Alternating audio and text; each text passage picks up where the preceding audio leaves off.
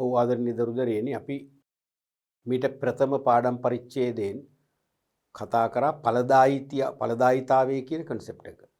ඵලදායීතාවය productivity. අපි එහිදී අවධාරණය කරන්න යෙදුනා මෙහෙයුම් කළමනාකරණය කියන විෂයපතය ඉතා පරිණත අංග සම්පූර්ණ ක්‍රියාශීලී විෂයපතයක් බවට පත් කරන්නට නම් ඵලදායීතාවය කියන concept එක ලොකු මෙහෙවරක් කළ යුතුයි. මොකද මෙහෙයුම් කළමනාකරණයේ සෙසු සංකල්ප සියල්ලම ධනාත්මකව ක්‍රියාත්මක වුණත් ඵලදායීතාවය කියන සංකල්පය ඍණාත්මකව සක්‍රිය වුණොත් සමස්ත මෙහෙයුම් කළමනාකරණයම අසාර්ථකයි.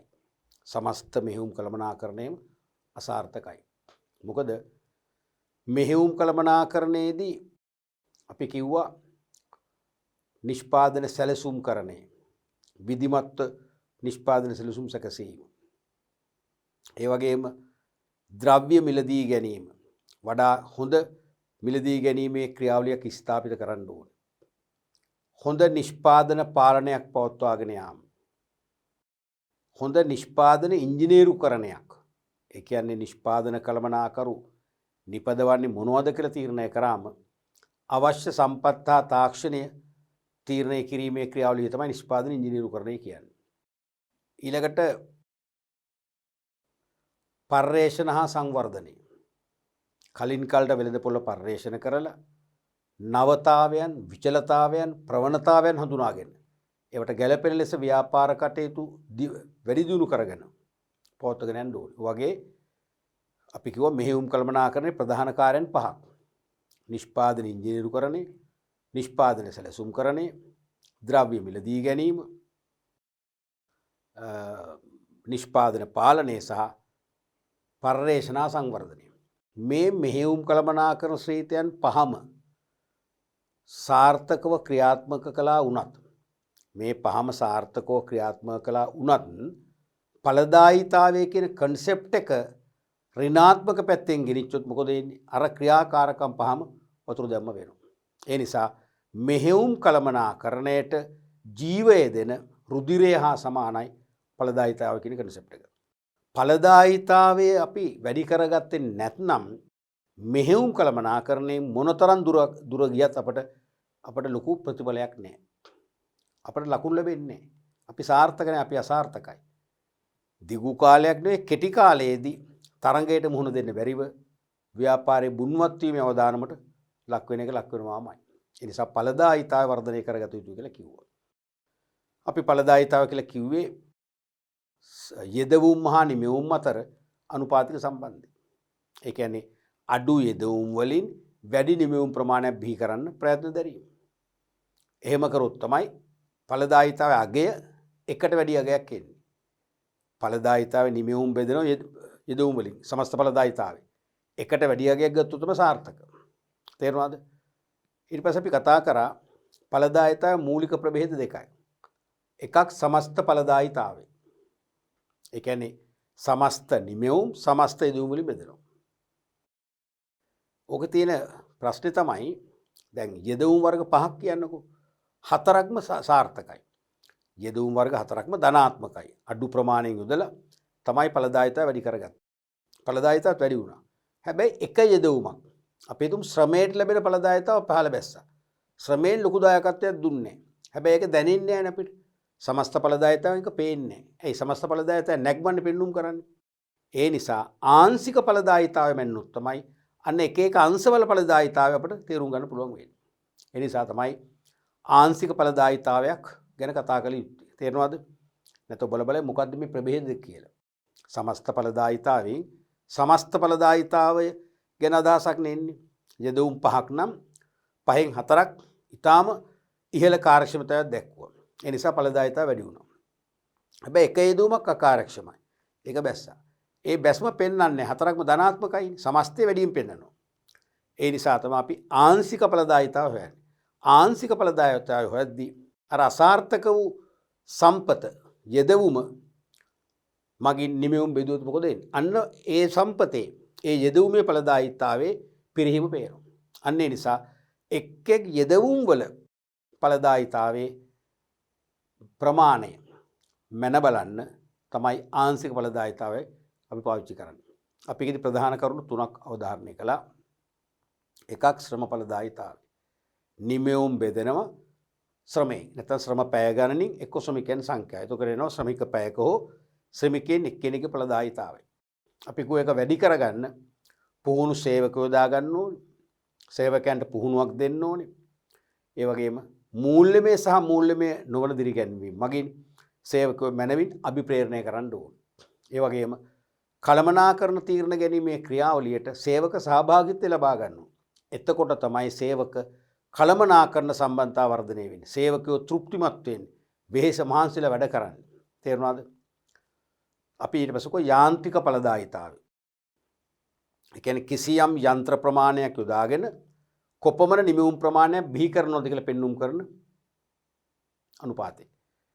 එතකොට නිමවුම් බෙදෙනවා යන්ත්‍ර ගණනින්.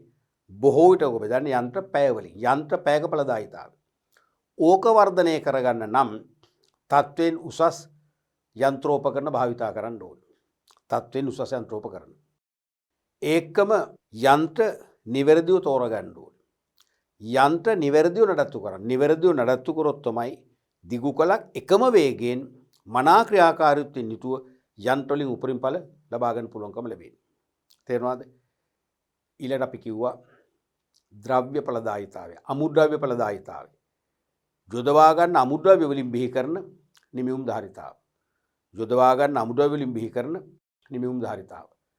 ඒකදී අපි කිව්වා මේ ද්‍රව්‍ය ඵලදායිතාව වර්ධනය කරගන්න නම් තත්ත්වයෙන් උසස් ගුණාත්මක අමුද්‍රව්‍ය භාවිතා කරන්න ඕනේ. ගුණාත්මක අමුද්‍රව්‍ය භාවිතා කරොත් අමුද්‍රව්‍ය අපිට අහක දාන්න දෙයක් නැහැ. අපත යන දෙයක් නැහැ. සෑම අමුද්‍රව්‍ය එකක අවසන් අමුද්‍රව්‍ය එකකයෙන් පවා නිමවුම් ප්‍රමාණය බිහි කරන්න පුළුවන්. අනික අමුද්‍රව්‍ය ප්‍රශස්ත තොග වශයෙන් පවත්වාගෙන යන ගබඩාවක්. නිෂ්පාදන ක්‍රියාවලියට අමුද්‍රව්‍ය උපයෝජනය කරගන්න ඉල්ලනකොට අඛණ්ඩව සැපීම තුළින් නිෂ්පාදනයේ වේගය රඳව ගන්න පුළුවන්. තොග උනත ඇති වුණොත් නිෂ්පාදන කටයුතු වෙන හිටිනවා. එහෙනම් ද්‍රව්‍ය ඵලදායිතාව බිඳ වැටෙනවා. ඊළඟට ද්‍රව්‍ය තොග නාස්තිය අපතේ අඩු කර ගැනීමේ ක්‍රම ආදේශ කරගන්න ඕනේ. ද්‍රව්‍ය නැවත නැවත භාවිතා කිරීම හෝ ප්‍රතිචක්‍රීයකරණය මගිනුත් ද්‍රව්‍ය ඵලදායිතාවය වර්ධනය කරගන්න ඕන කියලා කිව්වා. මෙන්න මේ වගේ ආංශික ඵලදායිතාවයත් වර්ධනය කරගන්න පුළුවන් කියලා කිව්වා. මේ ඵලදායිතාවය මැනීම තුළින් ව්‍යාපාරයක් ලබන අපි වාසි කිව්වා. මොනවද? එක වාසියක් තමයි ව්‍යාපාරයේ ප්‍රගතිය මැන බලන්න පුළුවන්. ඇයි? අතීත වර්ෂවල ඵලදායිතාවයේ සමග හෝ සමාන ව්‍යාපාරවල ඵලදායිතාවය සමග සංසන්දනය කළ බැලුවම අපි ඉන්නේ උඩින්ද යටින්ද කියලා තේරුම් ගන්න පුළුවන්. ප්‍රගතිය මනින්න පුළුවන්. අනික පුහුණු අවස්ථා හඳුන ගන්න පුළුවන්. ඒ කියන්නේ සේවකයන්ගේ යම් දුර්වලතාවයක් මේකෙන් පේනවා. ශ්‍රම ඵලදායිතාව මැනගම පේනවා. එහෙනම් සේවකයෝ අවංකයි, කැප වෙලා වැඩ කරන්න සූදානම්, මහන්සිලා වැඩ කරනවා. හැබැයි දැනුම නැහැ. නවීන යන්ත්‍රෝපකරණ මෙහෙවන්න තේරෙන්නේ නැහැ. එහෙනම් වහම පුහුණුවක් දෙන්න ඕන. නිවැරදි කරගන්න පුළුවන්.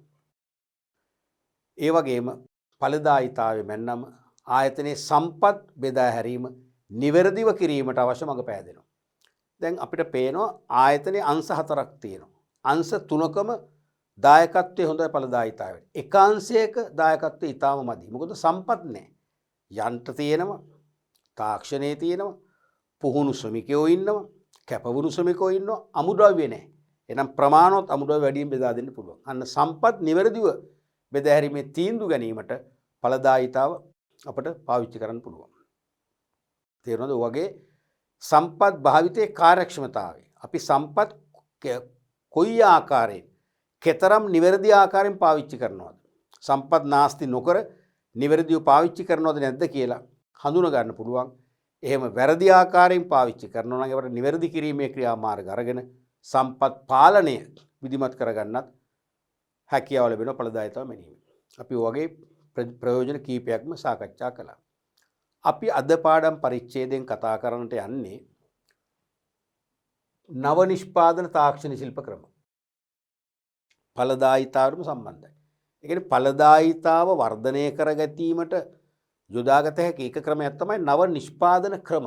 නැත්නම් නව නිෂ්පාදන තාක්ෂණ ශිල්ප ක්‍රම. භාවිතයේ වැඩි කරත්ම ඵලදායීතාවය වැඩි වෙනවා.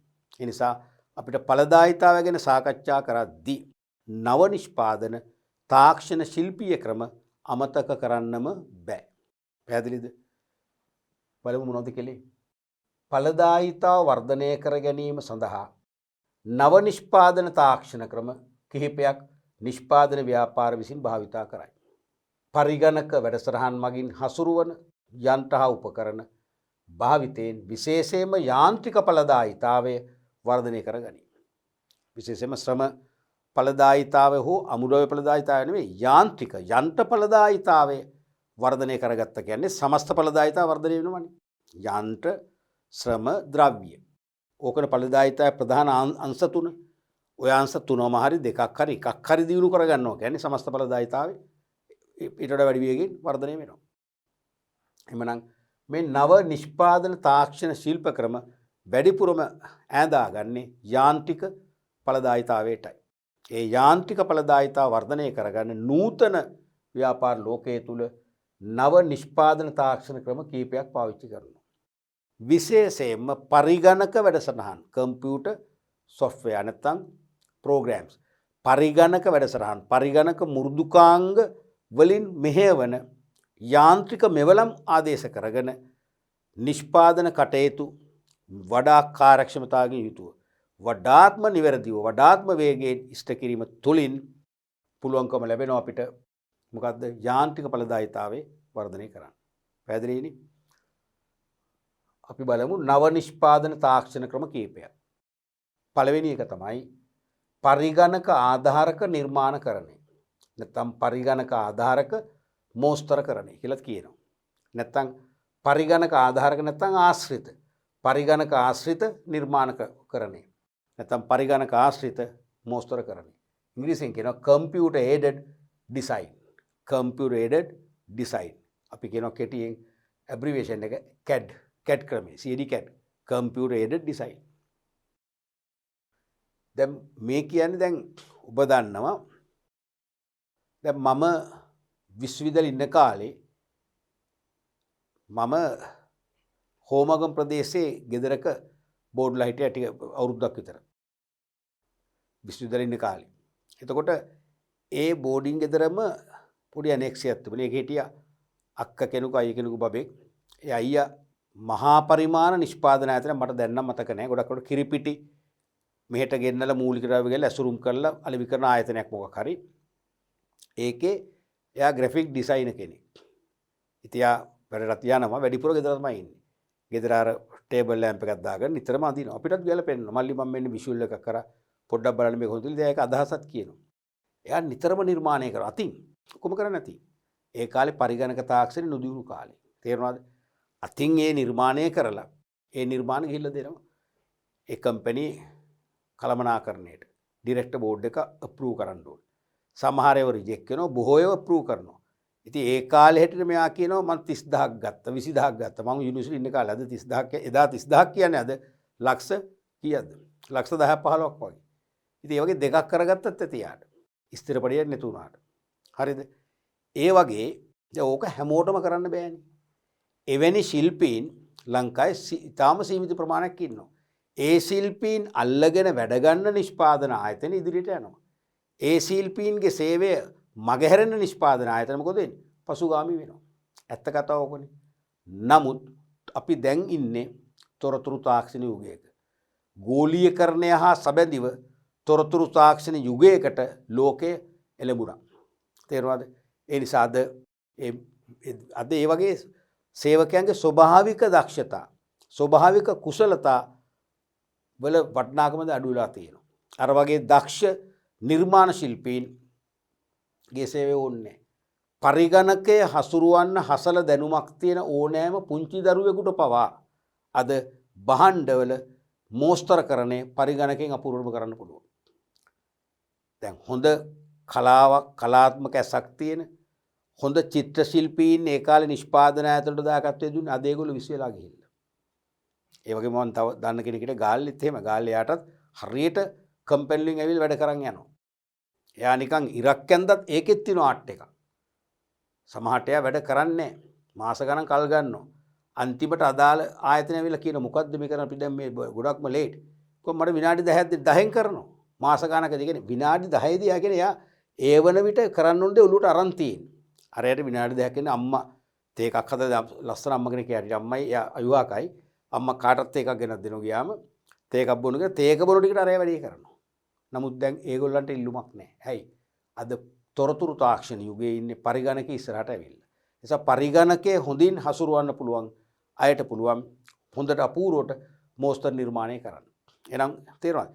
ඒක තමයි මේ කියන්නේ පරිගණක ආධාරිත නිර්මාණ කරන්නේ. පරිගණක රූ සටහන් නැත්නම් කම්පියුටර් ග්‍රැෆික් යොදා ගනිමින් නිෂ්පාදිත සැලසුම් සකස් කිරීම මින් අදහස් වේ. නිෂ්පාදිතයක සැලසුම්. නිෂ්පාදිතයක් බිහි කළාට පස්සේ ඒක භෞතිකව නිරූපණය වෙන්න ඕනේ. භෞතිකයේ පිළිබිඹු වෙන්න ඕන ආකාරයේ කල්ැතුවම මොකද කරන්නේ? ලිඛිත සැලසුමක් වශයෙන් ස්ථාපිත කරනවා. ඕකනේ මේ මෝස්තරකරණය කියන්නේ. පරිගණක රූ සටහන් යොදා ගනිමින් නිෂ්පාදිත සැලසුම් සකස් කිරීමෙන් අදහස් වේ. පරිගණක නිර්මාණ ශිල්පියා විසින් අදාළ පරිගණක වැඩසටහන් උපයෝගී කරගනිමින් භාණ්ඩ මෝස්තර සැකසීම කරනු ලබයි. කඩදාසියක් මත අඳින ලද රූප සටහන් වලට වඩා විවිධ හැඩතල වලින් නැරඹිය හැකි වන පරිදි පරිගණක තිරයක වඩාත් ආකර්ශනීය ලෙස භාණ්ඩ සැලසුම් සිදු කළ හැකියි. ඔක තමයි කියන්නේ. දැන් ඔබ දන්නවා නිවසක් අපි කියන්නේ ලස්සන නිවසක් කියලා. ලස්සන නිවසක් කියලා කියන්නේ ලස්සන නිවසක් ගොඩනගන්න නම් නිවාස සැලසුම ලස්සන වෙන්න එපා. නිවාස සැලසුම අංග සම්පූර්ණ වෙන්න එපා. ඒක අංග සම්පූර්ණ කරන්න හොඳ දැනුමක් තියෙන අනාගත දැක්මක් තියෙන ගෘහ නිර්මාණ ශිල්පියෙක් නැත්නම් නිවාස සැලසුම් නිර්මාණකරුවෙක් වෙන්න එපා. තේරෙනවද? අද එහෙම ප්‍රශ්නයක් නැහැ. අද එහෙම කලාත්මක ඇසක් නැති කුසලතාවයක් නැති ගෘහ නිර්මාණ ශිල්පීන්ට පවා පරිගණක යොදා. මොකද පරිගණකේ තියෙනවා අදාළ වැඩසටහන්. පරිගණකේ තියෙනවා ග්‍රැෆික් කරන්නම ආවේනික වූ ප්‍රෝග්‍රෑම්ස් හදලා තියෙනවා. ඒ එක වැඩසටහනක් මගින් එක වැඩසටහනක් මගින් ඒ වැඩසටහන පදනම් කරගෙන ඊටාම ආකර්ශනීය අලුත් නිර්මාණශීලී මෝස්තර නැත්තම් නිෂ්පාදිතවල සැලසුම් නිර්මාණය කරන්න පුළුවන්. ඒ නිසා වෙනද මිනිස් ශ්‍රමයෙන් නිෂ්පාදිත සැලසුම් අඳිද්දී අපි හිතමු 4ක් තමයි හදන්න පුළුවන් සතියකට. ඒ 4න් එකක් තමයි තෝරගන්න වෙන්නේ. අද එහෙම නෙවෙයි. මොන 4ද 50ක් 60ක් වුණත් අඩු කාලයක් තුල නිර්මාණය කරන්න පුළුවන්. ඒ නිසා ඉහළ කළමනාකරුවන්ට අග්‍ර කළමනාකරුවන්ට නිර්මාණ වැඩිපුර තෝරා ගැනීමට ලක් කරලා වඩාත්ම අග්‍රගණ්‍ය නිෂ්පාදිත සැලසුම් තෝරගෙන නිෂ්පාදනය සඳහා පාවිච්චි කරන්න පුළුවන්. පැහැදිලිනේ? අනික මිනිස් ශ්‍රමයෙන් කරනවට වඩා අඩු කාලයකින් මිනිස් ශ්‍රමයෙන් කිරීමේදී යම් දෝෂ ඇති වෙන වැරදි ඇති වෙනවා. ඒ වැරදිත් අඩු කරගෙන මේ නිර්මාණය කරන්න පුළුවන්. අනික මේවා රහස්‍යතාවත් රැක ගන්න ලේසි. මිනිස් ශ්‍රමයෙන් කරනකොට එයා ෆයිල් එක දාන්නේ ෆයිල් එක එයා නැති වෙලාවක වෙන කාට හරි ඇවිල්ලා හොරකම් කරන්න පුළුවන්. එයාගේ සැලැස්ම වෙන ආයතනයට විකුණන්න පුළුවන් අරගෙන. දැන් එවැනි දේවල් කරන්න බෑ. මුරපද නැත්තම් අගුල්පද නැත්තම් පාස්වර්ඩ් පාවිච්චි කරන නිසා ඒවා කාටවත් වංච කරන්න බෑ. පැහැදිලිනේ? ඔක තමයි කැට් ක්‍රමය කියන්නේ. ඊළඟට පරිගණක ආධාරක නිෂ්පාදන ක්‍රමය. ප්‍රබලම එක. පරිගණක ආධාරක නැත්තම් පරිගණක ආශ්‍රිත නිෂ්පාදන ක්‍රමය. Computer aided manufacturing. අපි කෙටියෙන් කියනවා CAM කියලා ඇබ්‍රිවියේෂන් එක CAM. Computer aided manufacturing. මේ කියන්නේ පරිගණක වැඩසටහන් මගින් මෙහෙයවන යන්ත්‍ර සූත්‍ර භාවිතා කරමින් නිෂ්පාදන කටයුතු ඉටු කිරීම මින් අදහස් වේ. පරිගණක වැඩසටහන් මගින් මෙහෙයවන යන්ත්‍ර සූත්‍ර භාවිතා කරමින් නිෂ්පාදන කටයුතු ඉටු කිරීම මින් අදහස් වේ. එහෙනම් මේ කියන්නේ දෙකයි. පරිගණක වැඩසටහන් මගින් ක්‍රියාකාරී වන යන්ත්‍රෝපකරණ මගින් නිෂ්පාදන කටයුතු කරනවා. එතකොට මිනිසා විසින් යන්ත්‍රය මෙහෙවන ප්‍රමාණය අඩුයි. මිනිසා විසින් යන්ත්‍රය මෙහෙවන ප්‍රමාණය අඩුයි. දැන් හිතන්න පුස් සයිකල් එකක් මිනිසා විසින් වැඩිපුර මෙහෙවන්නේ. බයිසිකලේ නගින්න ඕනේ. පැඩල් එක පා ගන්න ඕනේ. හැන්ඩල් එක හරියට ක්‍රියාත්මක කරන්න ඕනේ. එයා අතින් බ්‍රේක් ගහන්න ඕනේ. බ්‍රේක් කඩුල කකුලෙන් ගහන්න ඕනේ. එහෙමනේ. තේරුණාද? මිනිස් ක්‍රියාකාරීත්වය වැඩිනේ. මේක අඩුයි. මේක අඩුයි. පරිගණක වැඩසටහන් මගින් මෙහෙවන යන්ත්‍ර සූත්‍ර භාවිතා කරමින් නිෂ්පාදන කටයුතු ඉටු කරනවා. එහෙනම් මිනිසා විසින් ඒ යන්ත්‍ර මෙහෙවන්න කරන දායකත්වය අඩුයි. පරිගණක වැඩසටහනක් කම්පියුටර් ප්‍රෝග්‍රෑම් එකක් පරිගණක මෘදුකාංගයක් මගින් තමයි මැෂින් එක මෙහෙවන්නේ. මිනිසාගේ දායකත්වය ඉතාම අඩුයි. ඒ නිසාම නිෂ්පාදන වේගය වැඩි. ගුණාත්මක බව වැඩි. තේරුණාද? රොබෝ තාක්ෂණ, රොබෝටික් තාක්ෂණය කියලා කියන්නේ රොබෝ තාක්ෂණය භාවිතා කරමින් නිෂ්පාදන කටයුතු පවත්වාගෙන යාම මෙම ක්‍රමේ උපරිම අවස්ථාව ලෙස හඳුනාගත හැකියි. එහෙනම් මේ පරිගණක ආධාරක නිෂ්පාදන ක්‍රමය අපිට උපරිම තත්ත්වය බලන්න පුළුවන් රොබෝවරුත් යොදාගත්තොත්. රොබෝ කියන්නේ මැෂින් එකක්. රොබෝ කියන්නේ තේරෙනවද? කෘත්‍රිම මිනිසෙක්. නැත්තම් කෘත්‍රිම මිනිස් යන්ත්‍රයක්. කෘත්‍රිම මිනිස් යන්ත්‍රයක් තමයි ආටිෆිෂියල් හියුමන් මැෂින් එකක් තමයි රොබෝ කියන්නේ. එහෙනම් ඒ පරිගණක ආධාරක නිෂ්පාදන ක්‍රමයේ උච්චතම අවස්ථාව තමයි රොබෝටික් තාක්ෂණ උදාගෙන නැත්නම් රොබෝ තාක්ෂණය භාවිතා කරමින් නිෂ්පාදන කටයුතු පවත්වාගෙන යාම. දැන් උදාහරණයක් වශයෙන් ඔබට නෙට් එකේ ගිහලා බලන්න පුළුවන් ලෝකයේ දෙවැන්ත සමාගම් ටොයෝටා සමාගම BMW සමාගම ඒවැ තියෙනවා මෝටර රථ නිෂ්පාදනය කිරීමේ සියලු රහස් පෙන්වන්නේ යම්කිසි ඒ නිෂ්පාදන ක්‍රියාවලිය ප්‍රධාන අධීර කීපයක් පෙන්වු කර වැඩසටහන් තියෙනවා. දැන් අපිට ඕගොල්ලන්ට පෙන්වන්න බෑ ඒවා තියෙනවනේ වෝටර්මාක්. ඒ නිසා මේවා පෙන්වන්න බෑ. ඒක හරි නෑනේ. ඒක ඔබට බලන්න පුළුවන් ඒක. ඒක ගත්තොත් දැන් BMW කියන්නේ මොකද? බයිරීෂා මෝටර් වර්ක්ස් කියන එකනේ. කියන්නේ ජර්මනියේ බයිරීෂා කියන ගමේ තමයි ඒ ෆැක්ටරි කොම්ප්ලෙක්ස් එක තියෙන්නේ. ඒ ගමේ නමින් තමයි BM දාලා තියෙන්නේ. බයිරීෂා මෝටර් වර්ක්ස්. තේරුණාද? දැන් ගොඩක් අය BMW කියලා කියනකොට තේරුම දන්නේ නෑනේ. තේරුම එහෙමයි. එන්නේ බයිරීෂා කියන ගමේ තියෙන්නේ. ඒක කර්මාන්ත ශාලාවක් නොවේ. කර්මාන්ත ශාලා ගමක්. කාර්මික නගරයක් ඒක. ඒකේ වාහනේ විවිධ කොටස් නිපදවන කම්හල් තැන් වල තියෙනවා.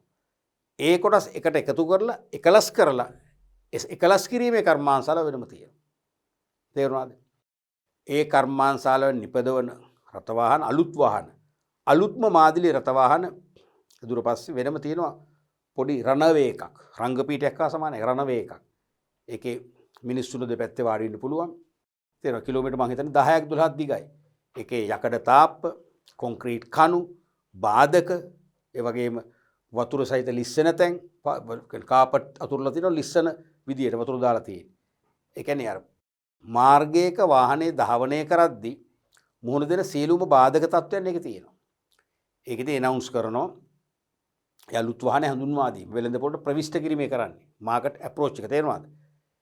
ඉතින් ඒගොල්ලෝ එක එක වේගයෙන් පැයට කිලෝමීටර් 100 150 180 එහෙම වේගෙන් ධාවනය කරලා පෙන්නනවා. යන්නේ රොබෝ ඩ්‍රයිවර් කෙනෙක් කියන්නේ. ගිහිල්ලා එකපාරට 180ට ගිහලා බ්‍රේක් කරනවා. අර වතුර සහිත කාපට් එකේ බ්‍රේක් කරත් ඒ වාහනේ පෙරලෙන්නේ නැහැ. ගානට කන්ට්‍රෝල් වෙන පෙන්නනවා. මෙන්න මේ තරම් මේකේ සේෆ්ටි එකක් තියෙනවා. එයා බෑග්ස් තියෙනවා. 8ක් වගේ දැන් තියෙන අලුත් ඒවා එයා බෑග්ස් තියෙනවා. අලුත් තාක්ෂණ සියලුම දේවල් තියෙනවා. ඒතර අපි දුමු ටයර් පන්ච් එකක් වෙනවා. වේගෙන් යද්දි හිතාම තමයි ඇන තියලා තියෙන ඇන එකට හුලං යන. හුලං ගියත් ඒක කිලෝමීටර් 80ක් ධාවනය කරන්න පුළුවන්. ටයර් එකට මුකුත් වෙන්නේ නැහැ. ඒක පෙන්නනවා. තේරෙනවද? ඒතර අපි දුමු මේ කාර් එක කිලෝමීටර් 5ක් 10ක් 12ක් ඈත ගිහලා ඇක්සිඩන්ට් එකක් වෙනවා කියලා ඒක ඒ රනවේ කියන හැමෝටම පේනවා. ඒ තියෙනවනේ කම්පියුටර් මේව තිර පරිගණක තිර පේනවා. එතකොට අපි මුහුණට මුහුණ වාහන දෙකක් හප්පනවා. හැප්පිලා පෙන්නනවා එයා බෑග්ස් වැඩ කරන විදිය.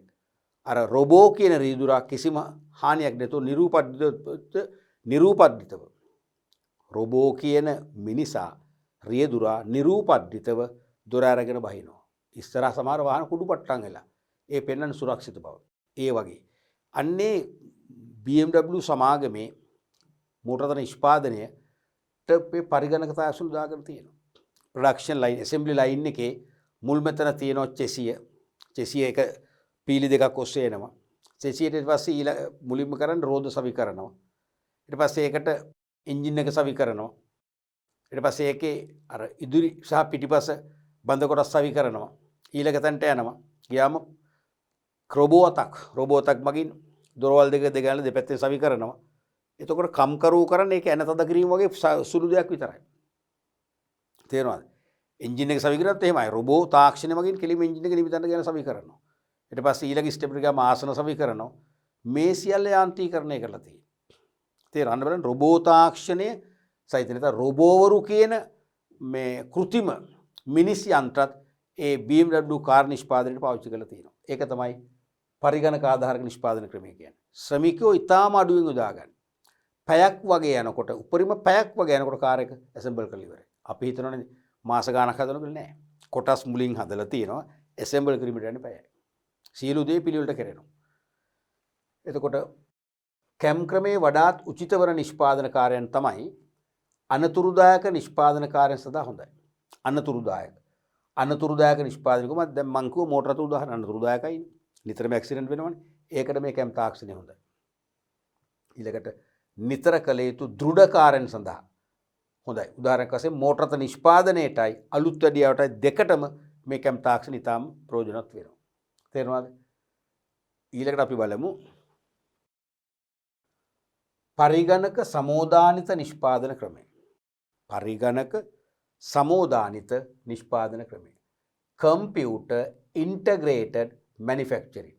Computer integrated manufacturing. අපි කෙටියෙන් කියනවා CIM ක්‍රමය කියලා. CAM SIM ක්‍රමය කියලා. ඒ කියන්නේ නිෂ්පාදිත සැලසුම් නිර්මාණය කිරීමටත් නිෂ්පාදන ක්‍රියාවලිය කළමනාකරණයටත් පරිගණක වැඩසටහන් ආශ්‍රිත යන්ත්‍ර හා මෙවලම් යොදා ගැනීමේ ක්‍රමය. නිෂ්පාදිත සැලසුම් නිර්මාණය කරන්නයි නිෂ්පාදන ක්‍රියාවලිය කළමනාකරණය කරන්නයි දෙකටම පරිගණක වැඩසටහන් සහිත නැත්නම් පරිගණක වැඩසටහන් වලින් ක්‍රියාත්මක වන යන්ත්‍ර හා මෙවලම් යොදා ගැනීම තමයි පරිගණක සමෝදානිත නිෂ්පාදන ක්‍රමය කියන්නේ. පරිගණක සමෝදානිත නැත්නම් සමෝදානික දෙකම ව්‍යවහාර වෙන සිංහල ලංකාවේ. දෙකම හරි. ඉන්ටග්‍රේටඩ් කියන වචනේ. මේ කියන්නේ ඉස්සෙල්ලා කිව්ව CAD එකයි CAM එකයි දෙකම ඒකාබද්ධ කිරීමක්. CAD තාක්ෂණය CAM තාක්ෂණය දෙකම ඒකාබද්ධ කරාම තමයි මේ SIM එක වෙලා තියෙන්නේ. දැන් අපි CAD වලදී කිව්වේ පරිගණක වැඩසටහන් සහිත යාන්ත්‍රික මෙවලම් තුලින් භාණ්ඩ මෝස්තරකරණය නැත්නම් නිෂ්පාදිතවල සැලසුම් නිර්මාණය කිරීම. CAM එකෙන් කිව්වේ කම්පියුටර් මැනුෆැක්චරින් වලින් කිව්වේ පරිගණක ආශ්‍රිත වැඩසටහන් සහිත යන්ත්‍රෝපකරණ සහ මෙවලම් යොදාගෙන යෙදවුම් නිමවුම් බවටපත් කිරීම. ඒ දෙකම එකට ඒකාබද්ධ වූ අවස්ථාව තමයි SIM කියන්නේ. තේරෙනවද? තේරුම් ගන්න. ඒ දෙකම එකට ඒකාබද්ධ කරාම SIM හැදෙනවා. මේකේ පැහැදිලිවම කියනවා නිෂ්පාදිත සැලසුම් නිර්මාණය කරන්න. ප්‍රොඩක්ට් ප්ලෑන් එක හදන්න. සහ නිෂ්පාදන ක්‍රියාවලිය කළමනාකරණය කරන්න. දෙකටම පරිගණක වැඩසටහන් ආශ්‍රිත යන්ත්‍ර හා මෙවලම් භාවිතා කිරීම. අර දෙකේම ඒකාබද්ධ වීම. මේ ක්‍රමයේ මගින් පුද්ගලයෙකුට වුවද කර්මාන්ත ශාලාවක් නියාමනය කළ හැකියි. මේ ක්‍රමේ වාසිය මොකක්ද දන්නවද? තනි පුද්ගලයෙකුට පුළුවන් සමස්ත කර්මාන්ත ශාලාවක් පවත්වාගෙන යන්න. ඒ සියල්ල වෙන්නේ පරිගණක වැඩසටහන් සහිත මෙවල යන්ත්‍රෝපකරණ සහ මෙවලම් මගින්. එහෙනම් ඒවා සමහරට ඔන් කරන්න, පණ ගන්වන්න, ඒ වගේම ඔෆ් කරන්න, නතර කරන්න තමයි සේවකයෙක් ඕන වෙන්නේ. අනිත් එකකට සේවකව අවශ්‍ය නැහැ. එහෙනම් සමස්ත කර්මාන්ත ක්‍රියාවලිය තනි පුද්ගලයෙකුට මෙහෙවන්න පුළුවන්.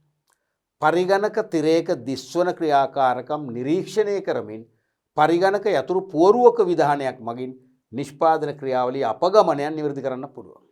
අන්න ඒක නික තේරෙනවද? දැන් යන්ත්‍ර කම්හල තුල යන්ත්‍රාගාරයේ තියෙන කම්හල් පිරියත. ඒකේ කම්හල් කාර්යාලයක් තුල සමහර නිෂ්පාදන කළමනාකරු ඉන්නවා. පරිගණක තියාගෙන. එයාට පරිගණක මොනිටර් එකෙන් දර්ශන තිරෙන් සමස්ත කම්හල් පිරියත නිෂ්පාදනාගාරයේ නිෂ්පාදන ක්‍රියාවලිය නිරීක්ෂණය කරන්න පුළුවන්. පළවෙනි කාර්යස්ථානයේ සිට අවසාන කාර්යස්ථානයේ දක්වා යෙදවුම් ක්‍රමානුකූලව වෙනස් වෙමින් ඉදිරියට ගිහිල්ලා අවසන් කාර්යස්ථානයෙන් නිමි භාණ්ඩයක් වශයෙන් එළියට එනවා. ඔය ගමනාගමනය, ඔය නිෂ්පාදන ක්‍රියාවලියේ ගමන අරය කම්මලේ ඉඳන් කාර්යාලයේ ඉඳන් නිරීක්ෂණය කරනවා. යම් කාර්යස්ථානයකදී වැඩ ස්ථානයකදී කිසියම් දෝෂසහගත තත්වයක් ඇති වෙනවා නම් කම්මල් කාර්යාලයේ ඉඳන් යාට පුළුවන් පරිගණකයේ කීබෝඩ් එක යතුරු පූර්ව මවුස් එක පාවිච්චි කරලා මූසිකේ පාවිච්චි කරලා මවුස් එක නැත්නම් සිංහලෙන් මූසිකේ පාවිච්චි කරලා කීබෝඩ් එක ක්‍රියාත්මක කරමින් අර වරද නිවැරදි කරන්න පුළුවන්. ඒකයි මේක වැදගත්ම දේ. තේරුණාද? එතකොට ඒ නිසාම කර්මාන්තශාලාවක නිෂ්පාදන ක්‍රියාවලිය තනි පුද්ගලයෙකුට මෙහෙවන්න පුළුවන්. මම මේට වසරකට වගේ කලින් හොරණ ප්‍රදේශයේ ගියා ඩිසයිනින් ෆැක්ටරි එකකට. ඒගොල්ලෝ කරන්නේ මහා පරිමාණ ඇඟලුම් කම්හල් තේ හොරණත් ලොකු එකක් තියෙනවනේ. මහා පරිමාණ ඇඟලුම් කම්හල් වලින් සබ් ඕඩර්ස් ගන්නවා. කියන්නේ මහා පරිමාණ ඇඟලුම් කම්හල් අපි හිතමු ටී-ෂර්ට්. දැන් මම එදා බලනදී ඒගොල්ලෝ කරේ ටී-ෂර්ට්. ඒගොල්ලෝ ඇඳුම් වර්ග කීපයක් කරනවා කියලා මට කිව්වා. එදා මම යද්දි කරලා බැලුවා ටී-ෂර්ට්. මහා පරිමාණ හොරණ පිටි ඇඟලුම් කම්හලකින් ටී-ෂර්ට් එවනවා. නිකන් නෙවෙයි දහස් ගණන් එවනවා. දැන් ඔය ටී-ෂර්ට් දින එක එක ගහන්නේ අකුරු චැම්පියන් කියයි නැත්නම් ජාත්‍යන්තර ප්‍රකට ක්‍රීඩකයන්ගේ නම් ගහනවා. තේරෙනවද? එක එක ඩිසයින් දානවනේ. ඒවා සමහර ඒවා හේදුවම යනවනේ. සමහර ඒවා යන්නේ නැහැ. ඒක තමයි තාක්ෂණය. තේරෙනවද? ඒ සියල්ල ගොඩ දැන් ඒකේ සමහර ඒවා මහනවා. නූලෙන් මහනවා. ආයේ තින්තෙන් ගහන්නේවනේ යන්නේ. සමහර තින්තෙන් මුද්‍රණය කරන ඒවා යන්නේ නැහැ. ෆේඩ් වෙන්නේ නැහැ. දැන් මම මේක ඉතන කරන්නේ තින්ත නෙවෙයි කෙලිම නූලෙන්. එම්බ්‍රොයිඩරි කරනවා කියන්නේ නූලෙන් ඒ ඩිසයින් මහනවා. ටී-ෂර්ට් එකේ පිටිපස්සේ හරි ඉස්සරහට දෙපැත්තේම හරි.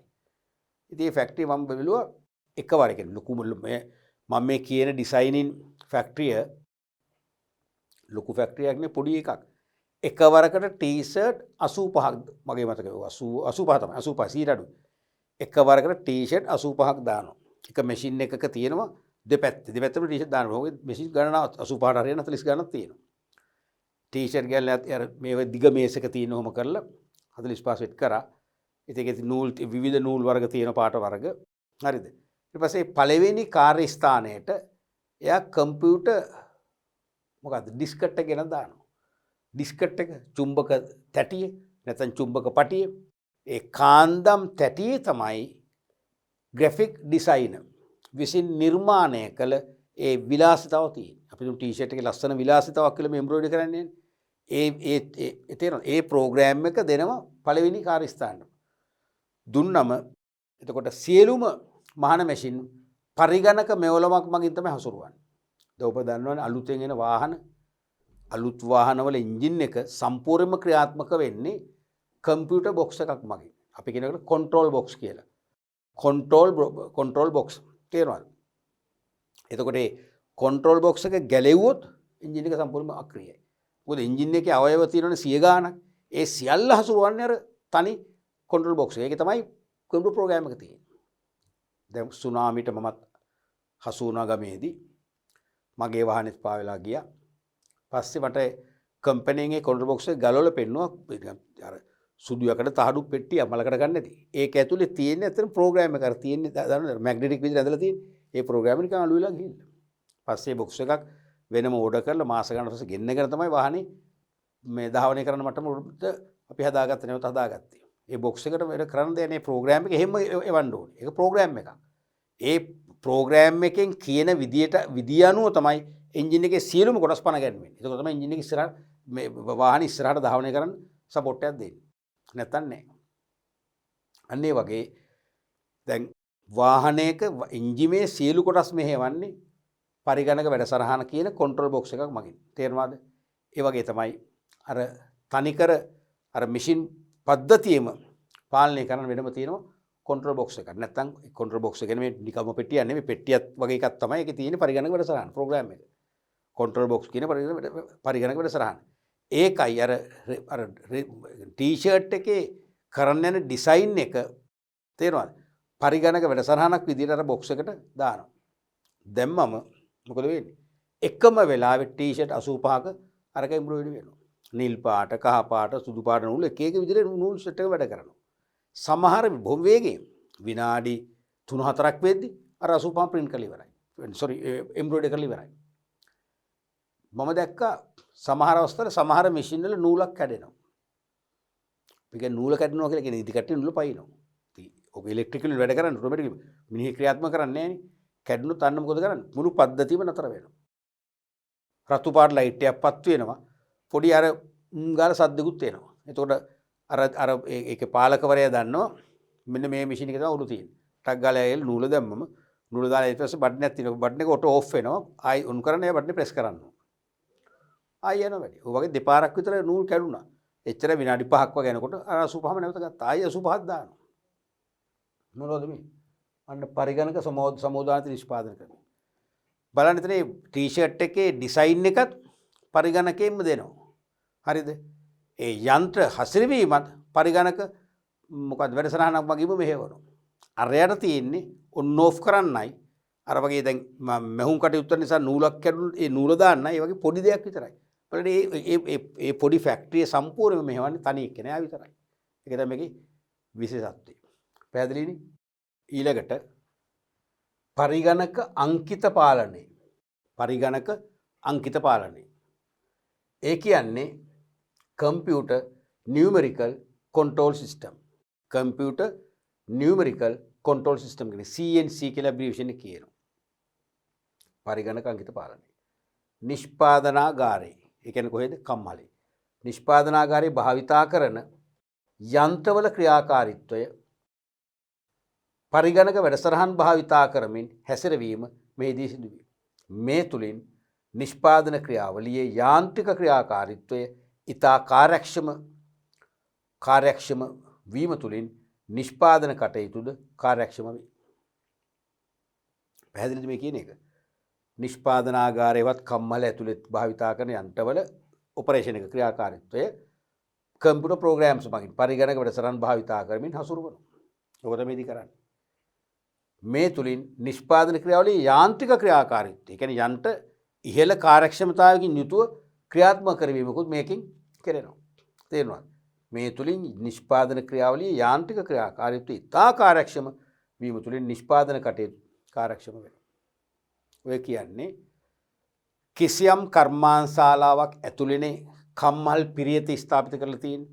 ඒ කියන්නේ යන්ත්‍රෝපකරණ, ද්‍රව්‍ය, මිනිස්ශ්‍රමය ඒකරාශීකරණ වැඩ ස්ථාන මතකයිනේ. එක එක වැඩ ස්ථාන වර්ක් ස්ටේෂන්ස් අනුපිළිවෙලට බෙල්ට් මගින් නැත්තම් පටි මගින් සම්බන්ධ කරලා තියෙනවා. ඔය හැම කාර්ය ස්ථානයකම මැෂින් ඔපරේටර් කෙනෙක් ඉන්නේ. මැෂින් ඔපරේටර් කෙනෙක් නෑ මේ ක්‍රමයේදී. මැෂින් ඔපරේටරයි කළමනාකරු ඔක්කොම සියලු භූමිකා රඟ දක්වන්නේ එක්කෙනයි. එයා සමහර කාර්යාලයක වැඩ කරන කම්පියුටර් ළඟ තියෙනවා. කම්පියුටරෙන් තමයි එයා යන්ත්‍රාගාරයේ සියලුම යන්ත්‍ර හසුරුවන්නේ. තේරුණාද? කම්මල් ඇතුලේ තියෙන යන්ත්‍රාගාරයේ සියලුම යන්ත්‍ර හා කාර්ය ස්ථාන විශේෂම වර්ක් ස්ටේෂන්ස් පාලනය කරන්නේ එක තනි පුද්ගලයෙක්. ඒක තමයි පරිගණක අංකිත පාලනය කියන්නේ. Computer numerical control system. හරිම ලේසියිනේ. දැන් වරාය අධිකාරියට ඔබ ගිහිල්ලා ඇති බලන්න සමහරල වරාය අධිකාරිය මගින් පාලනය කරන ශ්‍රී ලංකා වරායේ දොඹකර තියෙනවානේ ක්‍රේන්ස්. දොඹකරවල ඉන්නේ බර බහන්න නැව් වලින් පැටවීම කොට බෑම කරන්නේ, ලෝඩ් ඇන්ඩ් අන්ලෝඩ් කිරීම කරන්නේ. මුල්ම දැන් ග්‍රැන්ටි ක්‍රේන්ස් කියන්නේ අර මෙන්න මේ වගේ ඕගොල්ලෝ දැකලා තියෙනවනේ.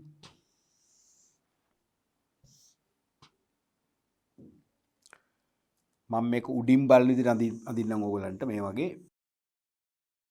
මේ කිසියම් පර්යන්තයක් නම් නැත්තම් වරාය නැව් වේදිකාවක් ටර්මිනල් එකක් නම් මේකේ මෙතෙන්ට නැවක් ආවොත්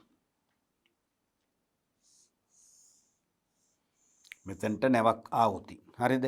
නැවක් ආවොතින් ඒ නැවේ තියෙන භාණ්ඩ මේ පර්යන්තර ලෝඩ් කරනවා. ඒතර මේකේ තියෙනවා මෙන්න මේ වගේ.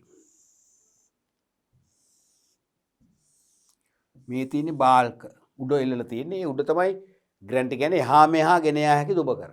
හරිද? බාල්කයක් මත තමයි යන්නේ ඒක. ඒතර වෙනදදුර මේකට තිබුණ වයර් එකක් තියෙන වැකුම් යන රබර් බෝලයක් තියෙන රබර් බෝලේ මිරිකන්න ඕනේ. ඒ රබර් බෝලේ මිරිකල වැකුම් ක්‍රියාත්මක කරන ආකාරයෙන් තමයි ක්‍රේන් එක එක්ක මෙතන තියෙන එක මෙතන තියෙන ක්‍රේන් එක මෙතනට ගන්න එක්ක මෙතනට ගන්න මෙතන තියෙන එක මෙතන ගන්න ඕන මොකද කරන්නේ? එක්ක මෙහෙම අරගෙන මෙහෙම යන්න. නැත්නම් මේක මෙතනට ගන්න නම් මෙහෙම අරගෙන යන්න හෝ නැත්නම් මෙහෙම ඇවිල්ලා යන්න හෝ නැත්නම් මෙහෙම අරගෙන යන්න හෝ ඒ වගේ දුවන්න පුළුවන්. ඒක ටිකක් සංකීර්ණයි. පුහුණු සේවකයෝ නැත්නම් දැන් අපිට රබර් බෝලේ මිරිකන්න දුන්නොත් අපි මිරිකොට හරියන්නේ අපිට තාක්ෂණේ තේරෙන්නේ එක ක්‍රමවේදයක් තියෙනවා. හරි සංකීර්ණයි ඒකෙදි. ඒ අදාළ පුහුණු සේවකයා නැත්නම් එදාට ක්‍රේන් වැඩ කරන්නේ නැහැ. දැන් ඕව වෙනස්නේ. දැන් රැට ගෝල් ෆේස් එක ළඟ අපි විවේක ගන්න ගියාම බලන්න වරාය පේනවා.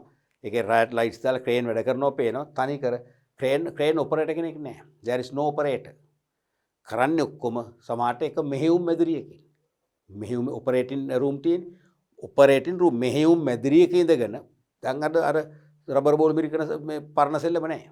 දැන් තියෙන්නේ කම්පියුටර් ප්‍රෝග්‍රෑම්. පරිගණක වැඩසටහනින් තමයි මේ ක්‍රේන් එක සම්පූර්ණ මෙහෙවන්නේ. හරිම කුයි. හරිම වේගවත්. හරිම නිවැරදි. තේරෙනවද? භාණ්ඩ පැටවීම ගොඩ බෑම කාර්යක්ෂමයි. අන්න ඒ වගේ කර්මාන්තශාලාවක් ඇතුලේ තියෙන යන්ත්‍රෝපකරණවල ඔපරේෂන් එක ක්‍රියාකාරීත්වයේ මෙහෙයුම් මැදිරියක සිට කාර්යාලයක ඉඳගෙන පරිගණක වැඩසටහන් උපයෝජනය කරගනිමින් හසුරුවනවා. ඒක තමයි පරිගණක අංකිත පාලනය කියන්නේ. ඒ නිසා අඩුම මිනිස් ශ්‍රමයක් යොදාගෙන සමස්ත නිෂ්පාදන ක්‍රියාවලිය ඉතා කාර්යක්ෂම නිෂ්පාදන ක්‍රියාවලියක් වශයෙන් පවත්වාගෙන යෑමේ හැකියාව නැත්නම් වරම නූතන තාක්ෂණ ලෝකයේ විසින් කර්මාන්තශාලාවලට පරිත්‍යාග කරලා තියෙනවා. පැහැදිලිනේ? රයිට්. අපි ඊළඟට බලමු මේ නව නිෂ්පාදන තාක්ෂණය මගින් ලැබෙන ප්‍රයෝජන. නව නිෂ්පාදන තාක්ෂණය මගින් ලැබෙන ප්‍රයෝජන. අනිවාර්යයෙන් මේ ශෛක්ෂණික විභාගයට අහනවා. මේ වැදගත්ම කොටසක්. පාඩමේ අවසන්ම විෂය කරුණු කීපෙක මේ කතා කරන්නේ අතිශය වැදගත්. දැන් සාමාන්‍යයෙන් වෙන්නේ පාඩමක අවසානයේදී ඕගොල්ලෝ අත්තරිනවනේ. දැන් මුල හරි අපි හොඳට කළා කියලා නෑ. මේකෙදි අපිට මේක අත්තරින්නම බෑ. ඇයි මේ කොටසෙනුත් අනිවාර්යම ප්‍රශ්න එකක් බොහෝ වෙලාවට බර තබනවා. අඩු ගානේ වාස්තික පේපර් එකේ කෙටි නිශ්චිත පිළිතුරු සපයන ප්‍රශ්නයකට හරි යොමු වෙනවා. මොනවද? නව නිෂ්පාදන තාක්ෂණයක ලැබෙන වාසිය. කියන්නේ CAM, CAD, SIM, CNC මූලික හතරයි ඔන්න ඔය ක්‍රම යොදා ගැනීමෙන් ලැබෙන වාසිය. අපි ඔක කඩනෝ ප්‍රධාන කොටස් කීපයකට. එකක් ව්‍යාපාරයට, අනිත් එක සේවකයින්ට, අනිත් එක පාරිභෝගික. තුන් පැත්තටම ව්‍යාපාරයට, සේවකයාට, පාරිභෝගිකයාට කියන තුන් කට්ටුවටම මේ නව නිෂ්පාදන තාක්ෂණ යොදා ගැනීමෙන් වාසි අත් වෙනවාමයි. මුලින්ම ව්‍යාපාරයට. පළවෙනි එක තමයි සම්පත් නාස්තිය. මොකද වෙන්නේ? අඩු වෙනවා. සම්පත් නාස්තිය අවම වෙනවා අනිවාර්යයෙන්. මොකද සියලු දේ කරන්නේ ගොඩක් වෙලාවට මිනිස් ශ්‍රමයේ ඉතාම අඩුයි 10%යි. 90%ක්ම යාන්ත්‍රික තාක්ෂණي, රොබෝ තාක්ෂණي. තේරුණාද? යන්ත්‍ර මෙහෙයුම් මැදිරියක සිට පරිගණක වැඩසටහනක් මගින් ඔපරේට් කරන්නේ. ඒ නිසා වැරදි වෙන්නේ නැහැ. දෝෂ ඇති වෙන්නේ නැහැ. ඒ නිසා දෝෂසහගත භාණ්ඩයක් නිෂ්පාදනය කළ ඒක මාකට් එකෙන් කණ්ඩෙම් වුණාම ඒ පාඩුව විද දරා ගන්න වෙන්නේ නැහැ. ඒකයි මේ කියන්නේ සම්පත් නාස්තිය අනිවාර්යවම අවබෝධ වෙනවා. නිවැරදිව සම්පත් පරිහරණය කිරීමේ හැකියාව ලැබෙනවා. ඒ කියන්නේ මොකද්ද? ඵලදායීතාව අනිවාර්යයෙන්ම ඉහළ යනවා. අපි ඒක වෙනම දාලා තියෙනවා. ඵලදායීතාවත් ඉහළ යනවා. සම්පත් නාස්තිය අඩු වෙනවා කියන්නේ මොකද්ද? ඵලදායීතාවය අනිවාර්යයෙන්ම ඉහළ යනවා. දෙවෙනි එක. නිෂ්පාදනවල ගුණත්වය ඉහළ යනවා. දැන් මිනිස් ශ්‍රමයෙන් කරනවාට වඩා රොබෝ මිනිසා නැමැති කෘත්‍රිම මිනිසා එයාට ප්‍රෝග්‍රෑම් එකෙන් දෙන උපදෙස් එයා අකුරටම ක්‍රියාත්මක කරනවා. එයා වෙන හිතන්නේ. දැන් මිනිස් මොලේට හිතන්න පුළුවන්නේ. මිනිස් මොලේ පණ්ඩිතයිනේ. එයා කින දේම කරන්න කැමති නෑනේ. දැන් රොබෝ මිනිසාගේ මොලේ පණ්ඩිත නෑ. එයා කින දේ විතරයි කරන්නේ. ඒ නිසා පරිගණක වැඩසටහනින් දෙන උපදෙස් ඒ අනුවම ක්‍රියාත්මක කිරීමෙන් නිමෙවුම් වල ගුණත්වයත් මොකද වෙන්නේ? ඉහළ යනවා. ඉතින් ගුණත්වයේ වැඩි වෙනවා කියන්නේ ඉල්ලුම වැඩි වෙනවා. ඉල්ලුම වැඩි වෙනවා කියන්නේ විකුණුම් ශාලාව ඉහළ යනවා. ව්‍යාපාරය. ඊළඟට තුන්වන වාසිය තමයි නිෂ්පාදන කාර්යක්ෂමතාව ඉහළ යනවා. ඒ කියන්නේ මොකක්ද? නිෂ්පාදන ක්‍රියාවලියේ නිර්වද්‍යතාවය ඉහළ යනවා. දැන් අපට ඕනේ සෑම නිෂ්පාදන ක්‍රියාවලියක්ම නිවැරදිව දියත් කරලා තත්ත්වයෙන් උසස්ම භාණ්ඩ අත්පත් කර ගැනීමෙන් ඒ දේ ඉෂ්ට කරනවා නිෂ්පාදන කාර්යක්ෂමතාව මගින්. මොකද නිෂ්පාදන කාර්යක්ෂමතාවයේ ඉහළ යන්නේ නිෂ්පාදන ක්‍රියාවලියේ 75% හෝ වැඩි වැඩ කොටසක් කරන්නේ පරිගණක වැඩසටහන් මගින් නිවැරදිව ක්‍රියාත්මක කරන ක්‍රියාවට නංවන හසුරුවන යන්ත්‍රෝපකරණ මගින්. ඒ නිසා නිෂ්පාදනයේ නිවැරදිව ක්‍රියාත්මක වෙනවා. තත්ත්වෙන් උසස් භාණ්ඩයක් එළියට එනවා. ඊළඟට නිෂ්පාදන ධාරිතාවය එළිය යනවා. ඇයි වේගය වැඩි? දැන් මම කර BMW සමාගමේ මම මේක දැක්කස් දෙකකින් කාර් නිෂ්පාදනය කිරීමේදී රොබෝටික් ලගේ රොබෝ තාක්ෂණي. රොබෝවරු තමයි අර බර දොර වාහනයක බර දොරක් බරයිනේ. ඒ දොර කෙලිම ගිහලා කාර්ට දොරට ෆිට කරනවා. ඒ ලයින් ප්‍රොඩක්ෂන් ලයින් එකේ ඉන්න එක මෙකැනික් කරන්නේ ඒකේ දොරේ අර නට් එක දාලා ඒකත් අර නවීන යාන්ත්‍රික මෙවල ටූල් එකක් මගින් තමයි තප්පර ගානේ සවි කරනවා. හරියටම අර සිරසියන් නිවැරදි. තේරෙනවද? ඒ නිසා නිෂ්පාදන කාර්යක්ෂමතාවය ඉහළ යාමෙන් නිෂ්පාදන ධාරිතාවයත් ඉහළ වෙයි. නිෂ්පාදන වේගය වැඩි. දවසකට වාහන කීපයක් 100 ගණක් ඇසෙම්බල් කරන්න පුළුවන්. වැඩි ධාරිතාවයක් ලැබෙනවා. ඊළඟට පහ තමයි සේවකයින් අඩු කර ශ්‍රම පිරිවැය පාලනය කරගන්න පුළුවන්. ගොඩක් කර්මාන්තශාලාවල නැත්නම් ඕනෑම කර්මාන්තශාලාවක නිෂ්පාදන පිරිවැයෙන් 50% හෝ වැඩි ප්‍රමාණයක් සමන්විත වෙන්නේ ලේබර් කොස්ට් එකෙන් ශ්‍රම පිරිවැයෙන්. ශ්‍රම පිරිවැය අඩු කරගත්තද නිෂ්පාදන පිරිවැය අඩු කරගත්තා. එහෙමනම් සාපේක්ෂව අඩු මිලකට භාණ්ඩ අලෙවි කරලා ඉහළ වෙළඳාමක් ලාභයක් ගන්න පුළුවන්. ඔබ දන්නවා කිසියම් භාණ්ඩයක් රුපියල් 1000යි කිව්වොත් ගන්නේ 10 දෙනෙක් නම් විකුණු ආදායම රුපියල් 10,000යි. ලක්ෂයනේ. කිසියම් භාණ්ඩයක් රුපියල් 10,000ක් නම් 10 දෙනෙක් ගත්තොත් ආදායම රුපියල් ලක්ෂයයි. නමුත් ඔය 10 භාණ්ඩේ ලේබර් කොස්ට් එක අඩු කරගෙන 6,000 දෙන්න පුළුවන් නම් මොකද වෙන්නේ?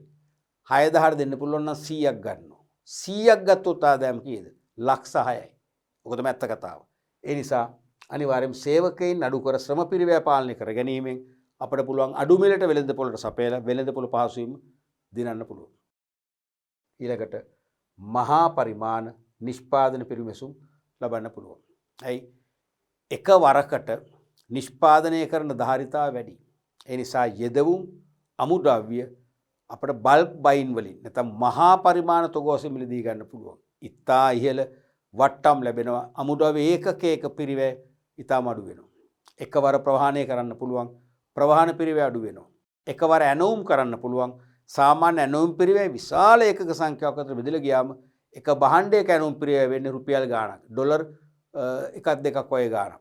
එහෙනම් මොකද ඒකෙන් අනිවාර්යයෙන්ම මහා පරිමාණ පිරිමැසුම් වාසි ලබන්න පුළුවන්. ප්‍රවාහන වාසි, වට්ටම් වාසි, ගෙනීමේ වාසි, ඇනවුම් කිරීමේ වාසි ආදී වශයෙන්. ඊළඟට වඩාත් හිතකර වැඩ පරිසරයක් නිර්මාණය වෙනවා. මේ වැඩ දැන් බලන්න ඔය මං කියන වගේ බලන්න නෙට් එකේ එක මෝටර නිෂ්පාදනය කරන සමාගම්වල කිසිම සද්දයක් බද්දයක් නැහැ. අද අපේ ගරාජ් එක ගත්තොත් මේ යකඩ තැල්න සද්ද එහෙම එනවනේ නැහැ. කිසිම සද්දයක් නැහැ. සමහර පොඩි මිහිරි සංගීත නාදයක් ඇහෙන්න දාලා තින සේවකයන්ගේ පාළුව යන්න සේවකයෝ එකිනෙකාගේ ඩියුටි එක කරනවා. විනාඩි ගානක් පැය ගානක් තුල කාර් එකක් ඇසෙම්බල් වෙලා ලීට එනවා. තේරුණාද? ඒ කියන්නේ වඩාත් හිතකර වැඩ පරිසරයක්. මජන්නාගත්ත සේවකයෝ නෑ බොහොම පිරිසිදු ඕවරෝල් කිට් කියන්නේ ඕවරෝල් කිට් එකක් ඇඳගෙන හොඳට සපත්තු දාලා සමහර අවශ්‍ය තැන් වල හෙල්මට් එක දාලා ග්ලව්ස් දාලා ඒගොල්ලෝගේ ඔක්කොම ගැලවලා දැම්ම පස්සේ Tamanට විශාල මජන් හොදන්න භූමි තෙල් නාගන්නේ ප්‍රශ්න මොකුත් නෑ. හරිම හිතකර වැඩ පරිසරයක්. ක්‍රමානුකූල වැඩ පරිසරයක්. විද්‍යාත්මක වැඩ පරිසරයක් නිර්මාණය කරගන්න හැකියාව ලැබෙන ව්‍යාපාරයට. ඊළඟට නිෂ්පාදනයේ ඵලදායීතාව ඉහළ යනවා. අනිවාර්යයෙන් අපි කිව්වනේ සම්පත්නාස්ති අඩු වෙනවා නම් නිෂ්පාදන කාර්යක්ෂමතාවය ඉහළ නැහැ. තේරෙනවද? මෙතින් සම්පත්නාස්තිය අඩු වෙනවා. සම්පත්නාස්තිය අඩු වෙනවා. සම්පත්නාස්තිය අඩු කරනවා කියන්නේ වැඩියෙන් හදන්න පුළුවන්. නිෂ්පාදන කාර්යක්ෂමතාවය වැඩි කරනවා. කියන්නේ නිවැරදිව නිෂ්පාදන ක්‍රියාවල පවත්වාගෙන යනවා. මොකද්ද වෙන්නේ? ඒකේ ප්‍රතිඵලය තමයි මොකද වෙන්නේ? නිෂ්පාදන ඵලදායීතාවය ඉහළ යනවා. අඩු වේදවුම් වලින් වැඩි නිවීම ප්‍රමාණයක් බිහි කරන්න පුළුවන්කම ලැබෙනවා. තේරුණාද? ඒක දැන් මේක කියන්න මොන එකක් තියෙනවා. ඒ තමයි දැන් මේ හැම දෙයකින්ම සම්පත්නාස්ති අඩු වෙනවා. ගුණත්වය ඉහළ යනවා. කාර්යක්ෂමතාවය ඉහළ යනවා. පිරිසම පිරිවැය අඩු වෙනවා. මහා පරිමාණ පිරිමැසුම් වාසි ලැබෙනවා. ඒ නිසා සාපේක්ෂව අඩු මිලට බාහන සපයන්න පුළුවන්. ඒ නිසා විකුණුම් සහ ලාභ අනිවාර්යෙන් මහා පරිමාණව වර්ධනය වෙනවා. ඒකත් අපිට ලියන්න පුළුවන් මෙතන 9 වෙනි එකක් වශයෙන්. මොකද්ද? අඩු මිලට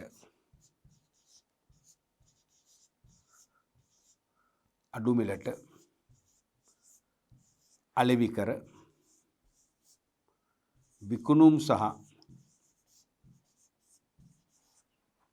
විකුණුම් හා ලාභ වර්ධනය වේ.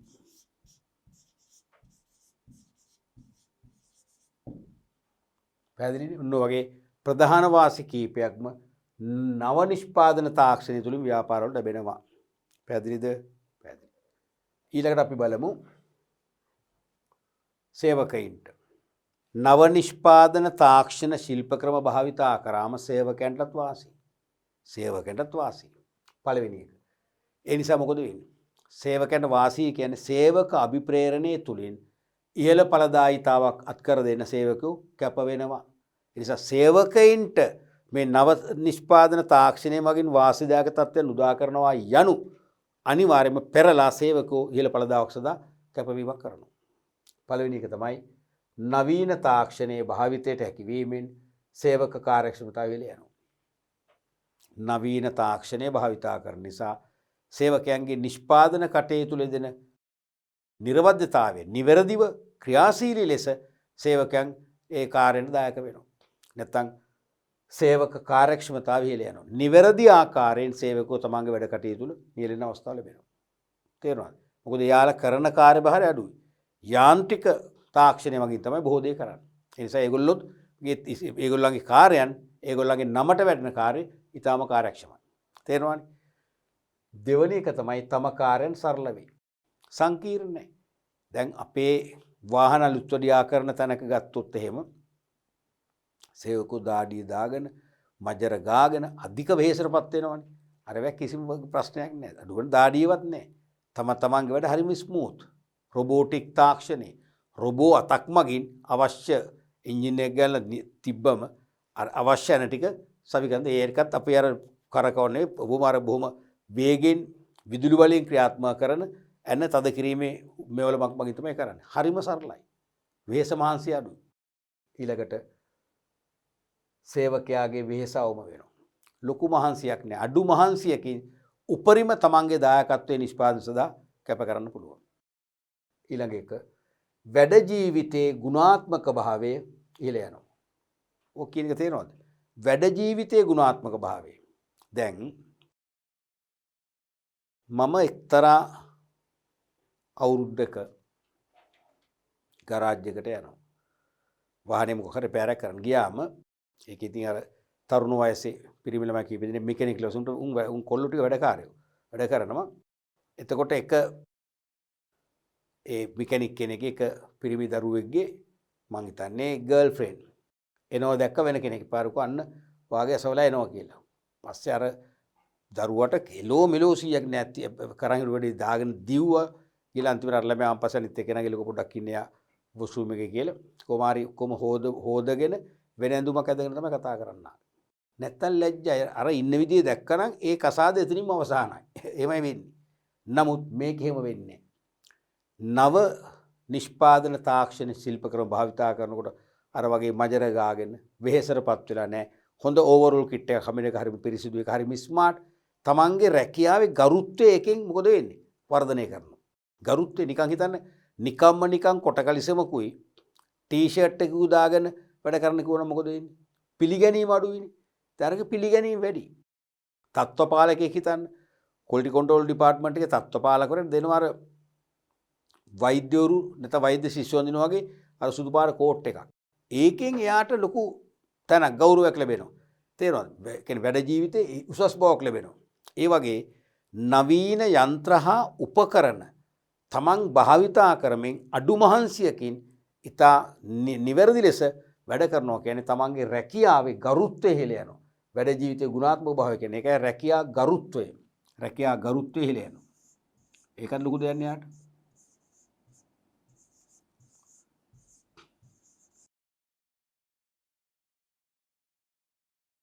රැකියා ගරුත්වය.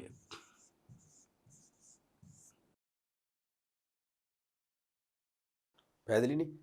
ඊළඟට සේවක ප්‍රතිලාභ ඉහළ යනවා. වැඩ ජීවිතයේ ගුණාත්මක භාවය ඉහළ යනවා වගේම එයාලගේ ප්‍රතිලාභත් වැඩි වෙනවා.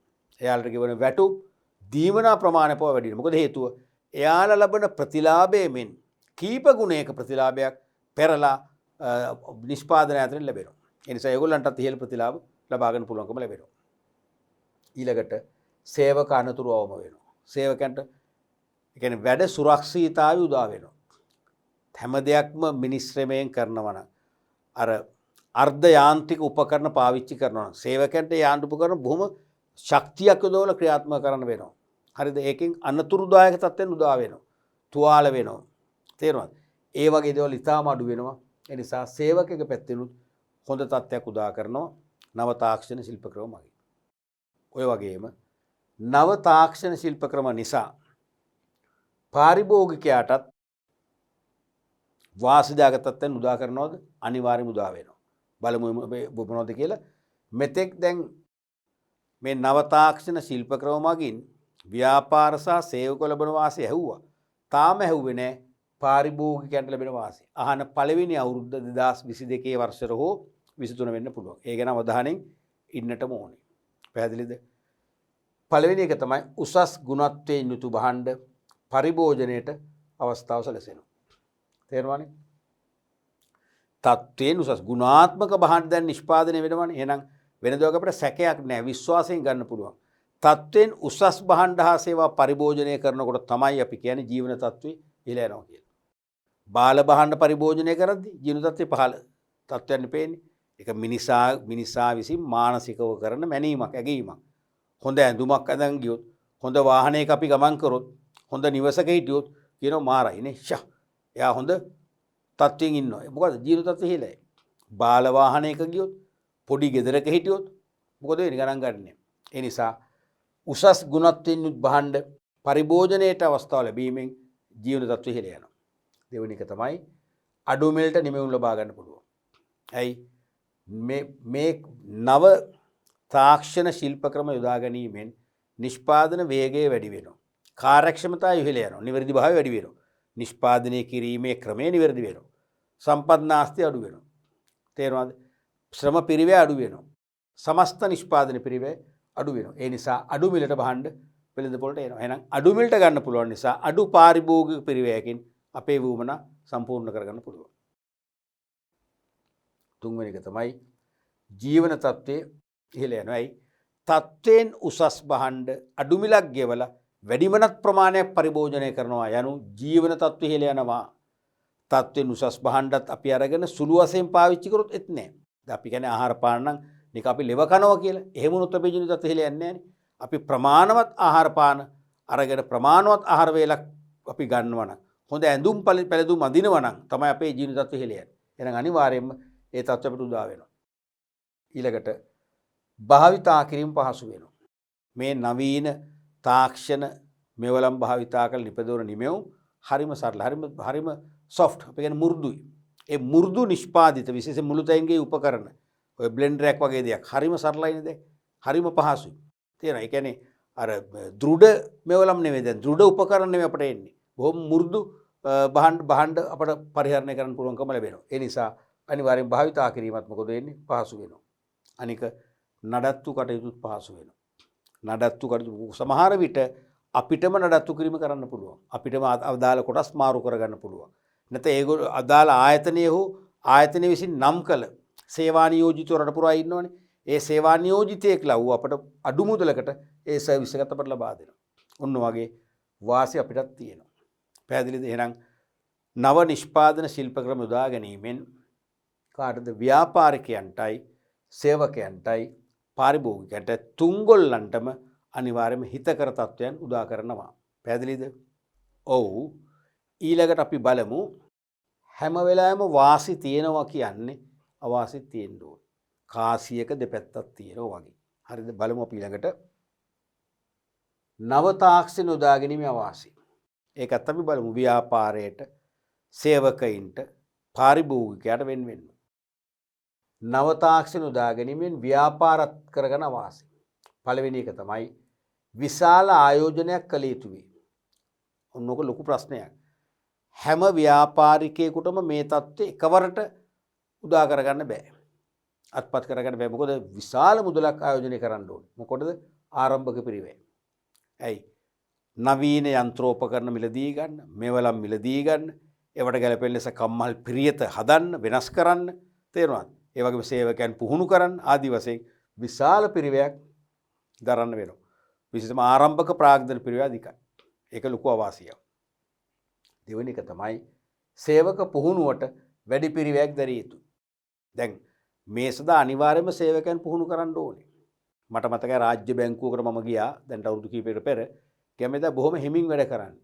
ඒ කියන්නේ එදා තමයි එම බ්‍රාන්ච් එකේ එම ශාඛාව කම්පියුටරයිස් කරලා තියෙන්නේ. පරිගණක උදාන වැඩ කරන්න. දැන් කලින් මම හිතන්නේ සේවකයන්ට විටින් විට ඒ තැන්වලට යවලා පුහුණුවක් ලබාගෙන උනාට පරිගණකයේ භාවිතා නොකර මොකද්ද හස්ත ක්‍රමයෙන්නේ බැංකුවඩ කලේ. ඉතින් එදා සෑහෙන වෙලාවක් මට පොලිමේ ඉන්න උනා. එතන ජේෂ්ඨෝ දෙන්නෙක් වගේ තමයි හරියටම වැඩ දාන්නේ. ඒගොල්ලෝ ඉතින් තැන් තැන් වල ඇවිද ඇවිද ගිහිල්ලා එක එකට අර මේ වැඩ කරන සේවක සේවිකාවන්ට උපදෙස් අපේනවා. ඒගොල්ලෝ ඊට පස්සේ වැඩේ කරලා දෙනවා. නමුත් දැන් එහෙම ප්‍රශ්නයක් නැහැ නේ බැංකුවල දකින්නේ නැහැ නේ ඒක. තේරෙනවද? ඒ වගේ පුහුණු කරන්න වැඩි පිරිවැයක් මහන්සියක් දරන්න වෙනවා. ඊළඟට පරිසර දූෂණ චෝදනාත් ඉහළ යනවා. මොකද යාන්ත්‍රීකරණය නෙමෙයි කියන්නේ ඔටෝමේෂන් නේ. යාන්ත්‍රීකරණයට නැඹුරු වෙනකොට යන්ත්‍රවල ඉන්ධන දහන එහෙම ඉහළ යනවා. ශබ්ද දූෂණේ වැඩි වෙනවා. තේරෙනවද? වායු දූෂණේ ඉහළ යනවා. මොකද එන්නේ? පරිසර දූෂණ චෝදනාත් අනිවාර්යයෙන්ම එල්ල වෙනවා. නෛතික චෝදනා එල්ල වෙනවා. එහෙම පැත්තකුත් මේකේ තියෙනවා. ඊළඟ එක තමයි තාක්ෂණය ශීඝ්‍රයෙන් වෙනස් වීම නිසා ගැටලු මතුවෙනවා. දැන් සාර්ව ව්‍යාපාර පරිසර ඒකක අපි 7ක් තියෙනවා කියලා දන්නවනේ. ඒකෙන් සමාජ සංස්කෘතික ගෝලීය ආර්ථික ස්වභාවික ආදී වශයෙන් ඒ 7න් ඊටාම වේගයෙන් වෙනස් වන සාර්ව පරිසර ඒකකේ මොකද්ද? තර්කයක් නැහැ. තාක්ෂණික පරිසරය. මෙන්න මේ තාක්ෂණයේ ශීඝ්‍රයෙන් වෙනස් වීම නිසා ව්‍යාපාරිකයන්ට ලොකු ගැටලුවකට මුහුණ දෙන්න වෙනවා. ඇයි? තාක්ෂණයේ ශීඝ්‍රයෙන් වෙනස් වෙන අලුත් වෙනකොට යන්ත්‍රෝපකරණ ඉක්මනින් මොකද වෙන්නේ? යල්පනිනවා. යන්ත්‍රෝපකරණ ඉක්මනින් යල්පනිනවා. එහෙනම් යන්ත්‍ර වලින් තවදුරටත් වැඩ ගන්න පුළුවන්. වැඩ ගන්න පුළුවන්කම තීදේව අයින් කරලා අලුත් යන්ත්‍රෝපකරණ ගන්න වෙනවා. මොකද තරඟකරුවෝ ඒ නවීන යන්ත්‍ර වලට මාරු වෙලා නිෂ්පාදන වේගය තවත් වැඩි කරගන්නවා. නිෂ්පාදන පිරිවැය තවත් අඩු කරගන්නවා. එහෙනම් අඩු මිලට වැඩි භාණ්ඩ ප්‍රමාණයක් ඉක්මනින් වෙළඳපොළට සපයලා වෙළඳපොළ ග්‍රහණය තමන්ගේ ග්‍රහණයට හසුරුවා ගන්නවා. එහෙව් තත්වයකදී අපි වෙළඳපොළේ විසි වෙන්න පුළුවන්. අපිට සිදු වෙනවා අරයන්ට පැත්තකට දාලා අලුතෙන් ස්ථාවර නැත්නම් ප්‍රාග්ධන විදමත් දරලා අලුත් යන්ත්‍ර වලට මාරු වෙන්න වෙනවා. ඒක ඉතින් ලොකු ප්‍රශ්න, ලොකු අවාසිදායක තත්ත්වයක්. එතකොටනේ යල්පැන ගිය ප්‍රාග්ධන ප්‍රශ්නේ එන්නේ. දැන් අපි හිතමු යන්ත්‍රයකින් අවුරුදු 10ක් වැඩ ගන්න පුළුවන්. යන්ත්‍රය කෝටි 10යි. ඔය යන්ත්‍රය අවුරුදු 5ක් වැඩ කළොත් අවුරුදු 4ක් වැඩ කළොත් ඒ අවුරුදු 4න් ඔය යන්ත්‍රයෙන් ලබා දෙන නිමි භාණ්ඩ විකුණා ගැනීමෙන් ලැබෙන ලාභයෙන් ඔය යන්ත්‍රය මිලදී ගන්න බෑ කියලා කෝටි ගාන අපර ආවරණය වෙනවා අවුරුදු 4කින්. ඉතිරි අවුරුදු 6ම එන්නේ තනිකර සුද්ධ ලාභ. යාන්ත්‍රික පිරිවැයක් නැතුව ලාභ ලැබෙනවා. මුල් අවුරුදු 4 යාන්ත්‍රික පිරිවැයක් සහිතව ලාභ ලැබෙන්නේ. තේරෙනවද?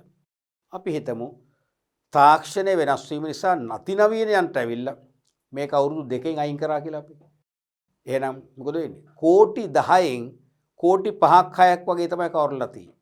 අනිත්‍යව තම කවරුන්නේ. අවුරුදු 4ක් ගියේ නෑනේ. එහෙනම් මොකද වෙන්නේ? එහෙනම් යන්ත්‍ර මිලදී ගන්න ආයෝජනය කළ නමුත් ලාභ තුලින් ආවරණය කරගන්න බැරි වෙච්ච, රීම්බර්ස් කරගන්න බැරි වෙච්ච මුදලක් ඒ යන්ත්‍ර තියෙනවා. ඒක තමයි යල්පිනු ප්‍රාග්ධනය කියන්නේ. ඒක ලොකු පාඩුවක්. ඒ වගේ අවදානම් මේකේ තියෙනවා. තේරෙනවද? එතකොට තාක්ෂණය වෙනස් වීම නිසා ගැටලු මතුවෙයි කොම් ගොඩක් වෙලාට ඒක තමයි අදහස් කරන්නේ. යල්පිනු ප්‍රාග්ධනය. යල්පිනු ප්‍රාග්ධනය.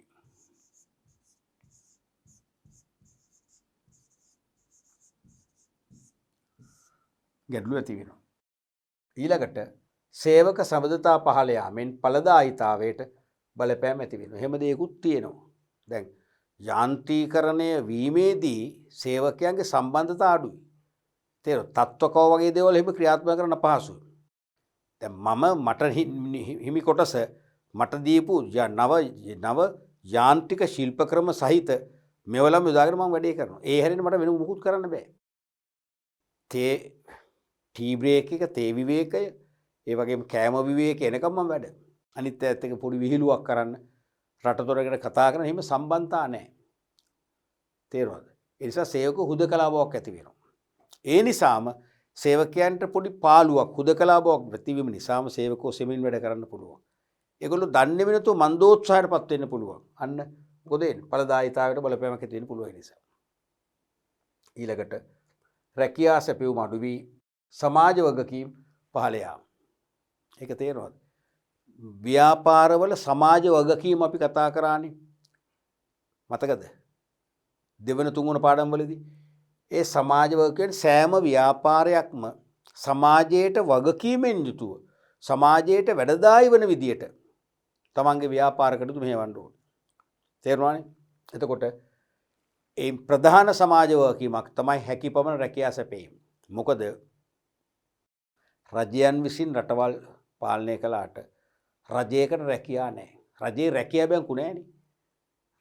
රැකියා දෙන්නේ රජයේ ව්‍යාපාර හෝ පෞද්ගලික අංශ ව්‍යාපාර වෙතින්. රජය කියන්නේ එක සංවිධානයක් පමණයි. රජය කියන්නේ ප්‍රධානම ආර්ථික සංවිධානය. එයා ළඟ රැකියා නැහැ. රැකියා දෙන්නේ එයාගෙන් පාලනය වෙන රාජ්‍ය අංශ ව්‍යාපාරත් පුද්ගලික අංශ ව්‍යාපාරත් මගින්. එහෙනම් හැකියපමණ රැකියා අපේක්ෂා කරන රටේ පුරවැසියන්ට රැකියා ප්‍රදානය කිරීම සමාජයේ වෙනුවෙන් කරන වගකීම. ඒ වගකීම පහළ යනවා. ඇයි? හේතුව සේවකෝ 10 දෙනෙක් කරන වැඩ එක රොබෝ තාක්ෂණයේ එක රොබෝවරයෙක් විසින් ඉෂ්ට කරනවා. එහෙනම් සේවකෝ 9 දෙනෙක් මඩු කරගන්න පුළුවන්. අන්න ඒ නිසා රැකියා සැපයුම අඩු වෙලා සමාජ වගකීම් පහළ යනවා. සමාජ වගකීම් ඉටු නොකරද්දී සමාජීය පිළිගැනීම සමාජීය ගෞරවය පවා අහිමි වෙන්න පුළුවන්. පැහැදිලිද? ඊළඟට හදිසි තාක්ෂණික බිඳවැටීම් හා දෝෂ නිසා නිෂ්පාදන ක්‍රියාවලිය අඩපණ වේ. හදිසි තාක්ෂණික දෝෂ ඇති වෙනවා. යාන්ත්‍රික මෙවලම් වල හදිසි කඩාවැටීම් සිදු වෙනවා. ආපද ඇති වෙනවා. ඒතර මොකද වෙන්නේ? අන්න එතකොට නිෂ්පාදන ක්‍රියාවලිය ශනිකව අඩපණ වෙන්න පුළුවන්. ඒක නැවත යථා තත්ත්වයටපත් කරන්න පැයක් දෙකක් දවසක් දෙකක් සතියක් දෙකක් කරනවා. ඒ කාලය පුරාම මොකද වෙන්නේ? නිෂ්පාදන ක්‍රියාවලිය නම් නැවත පණ ගන්නවන්න බෑ. එහෙම අවාසිත් තියෙනවා. පැහැදිලිනේ? අපි ඊළඟට බලමු සේවකයින්ට.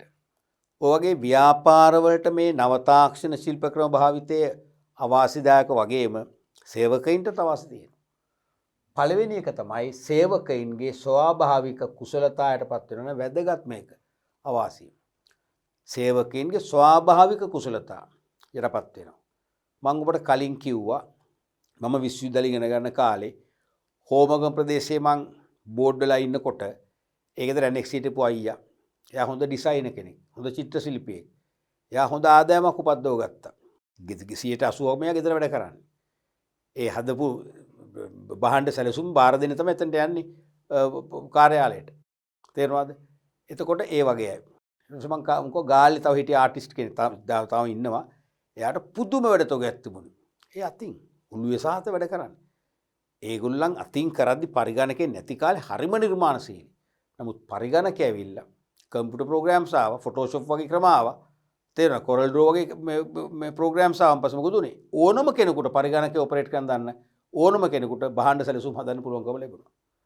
එහෙනම් අන්න මිනිස් ශ්‍රමයේ අවශ්‍යතාවය අඩු වුණා. ඒ නිසා සේවකයන්ගේ ස්වභාවික කුසලතාවයටපත් වුණා. දැන් එදා අර වගේ චිත්‍ර ශිල්පීන්, කලාකරුවන් එයාලගේ කුසල සහජ හැකියාව අතින් එක ඉරක් ඇඳත් ඒක කලාත්මක එකේ තියෙන නිර්මාණයක්, ඒකේ තියෙන බලන්න දෙයක්. ඒ ස්වභාවික කුසලතාව මොකද උනේ? නිකම්ම පතුර ගියා. හැම කෙනෙක් බඳ පරිගණකයෙන් අරවා ස්වභාවික කුසලතා පාගාගෙන පරිගණකයත් පසුරවන්න පුළුවන්. එයාට පුළුවන් වැඩේ කරන්න. ලොකුම අවාසියක්. ඒ නිසා මේ සේවකයන්ගේ ස්වාභාවික කුසලතා පූර්ණ කෙනෙක් වුණා කියලා එයාට වාසි ලැබෙන්නේ නැහැ. උසස් වීම ලැබෙන්නේ නැහැ. පඩි වැඩිවීම නැහැ. දීමනා නැහැ. විශේෂීකරණයක් වෙන්නේ නැහැ. ඒක ලොකු අවාසියක්. ඒක ඇත්තටම පෞසිද්ධ වෙච්ච වැඩක්. කරන්න දෙයක් නැති එක. කවුරුත් හිතපු දෙයක් නෙවෙයි. මේ ක්‍රමයේ තුලින් වෙච්ච දෙයක්. ඊළඟට දක්ෂතානු උසස් වීම හිමි නොවේ.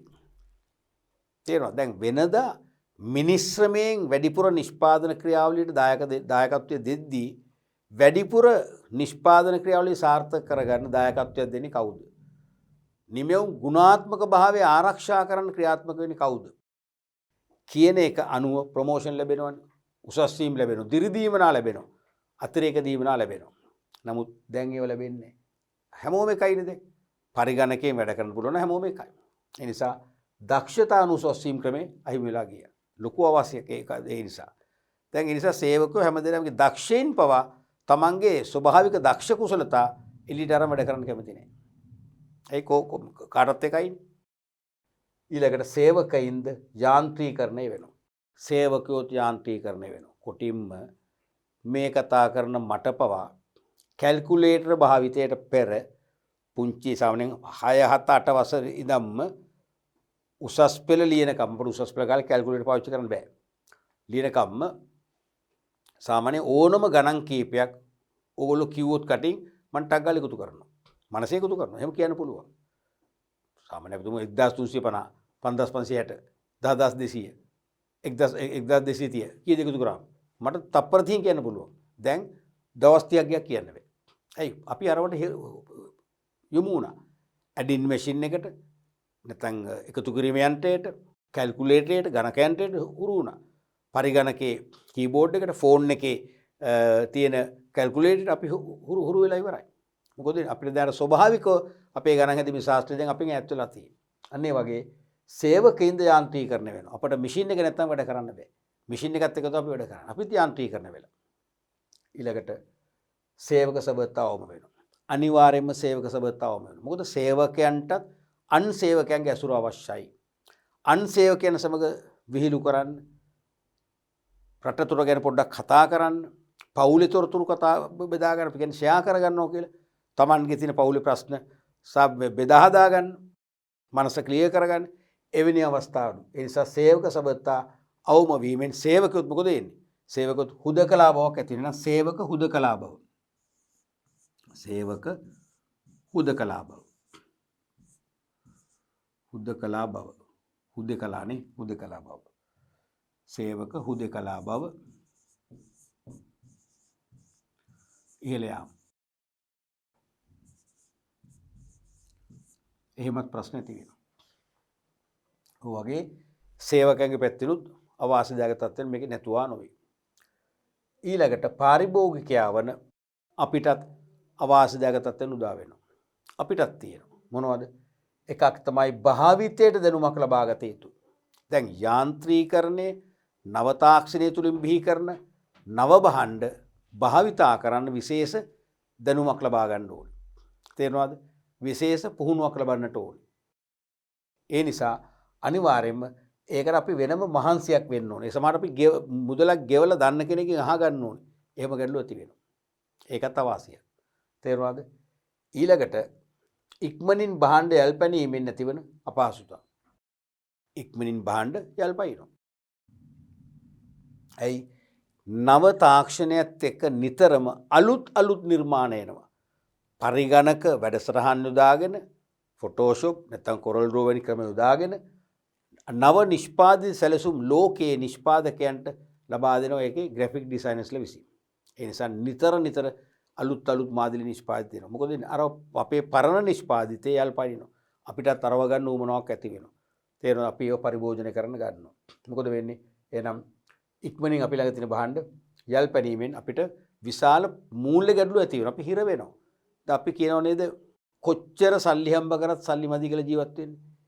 ඒක ඇත්තකුත් තියෙනවා නැත්තකුත් තියෙනවා. නැත්ත තමයි අපි අනවශ්‍ය විදියට අර වගේ එක භාණ්ඩයක් දීර්ඝ කාලයක් පාවිච්චි කරන්න පුළුවන්කම තියෙදි අපි ඒක පාවිච්චි නොකර නිතර භාණ්ඩ මාරු කරනවා. අපි වාහන මාරු කරන සරලම උදාහරණයක්. දැන් නිකන් ෆැෂන් එකක් වෙලානේ. අවුරුද්දක් දෙකක් පැදලා ඒ වාහනේ මාරු කරනවා. දැන් නම් කරන්න බෑ. දැන් ලෝකේ ආර්ථික අර්බුදයක් තියෙන නිසා. ඒ කාලේ කරානේ එහෙම. තේරෙනවද? අන්තිමට මොකද වෙන්නේ? අවුරුදු 10ක් වගේ ගත්තොත් වාහන 6ක් 7ක් මාරු කරලා. ඒතර වාහන නිසාම අපි කෝටි ගණන් නාස්ති කරලා.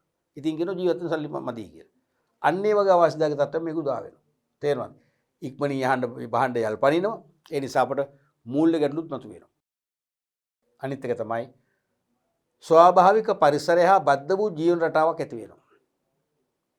තේරෙනවද? ස්වාභාවික පරිසරය හා බද්ධ වූ ජීවන රටාවක් ඇති වෙනවා අපිට.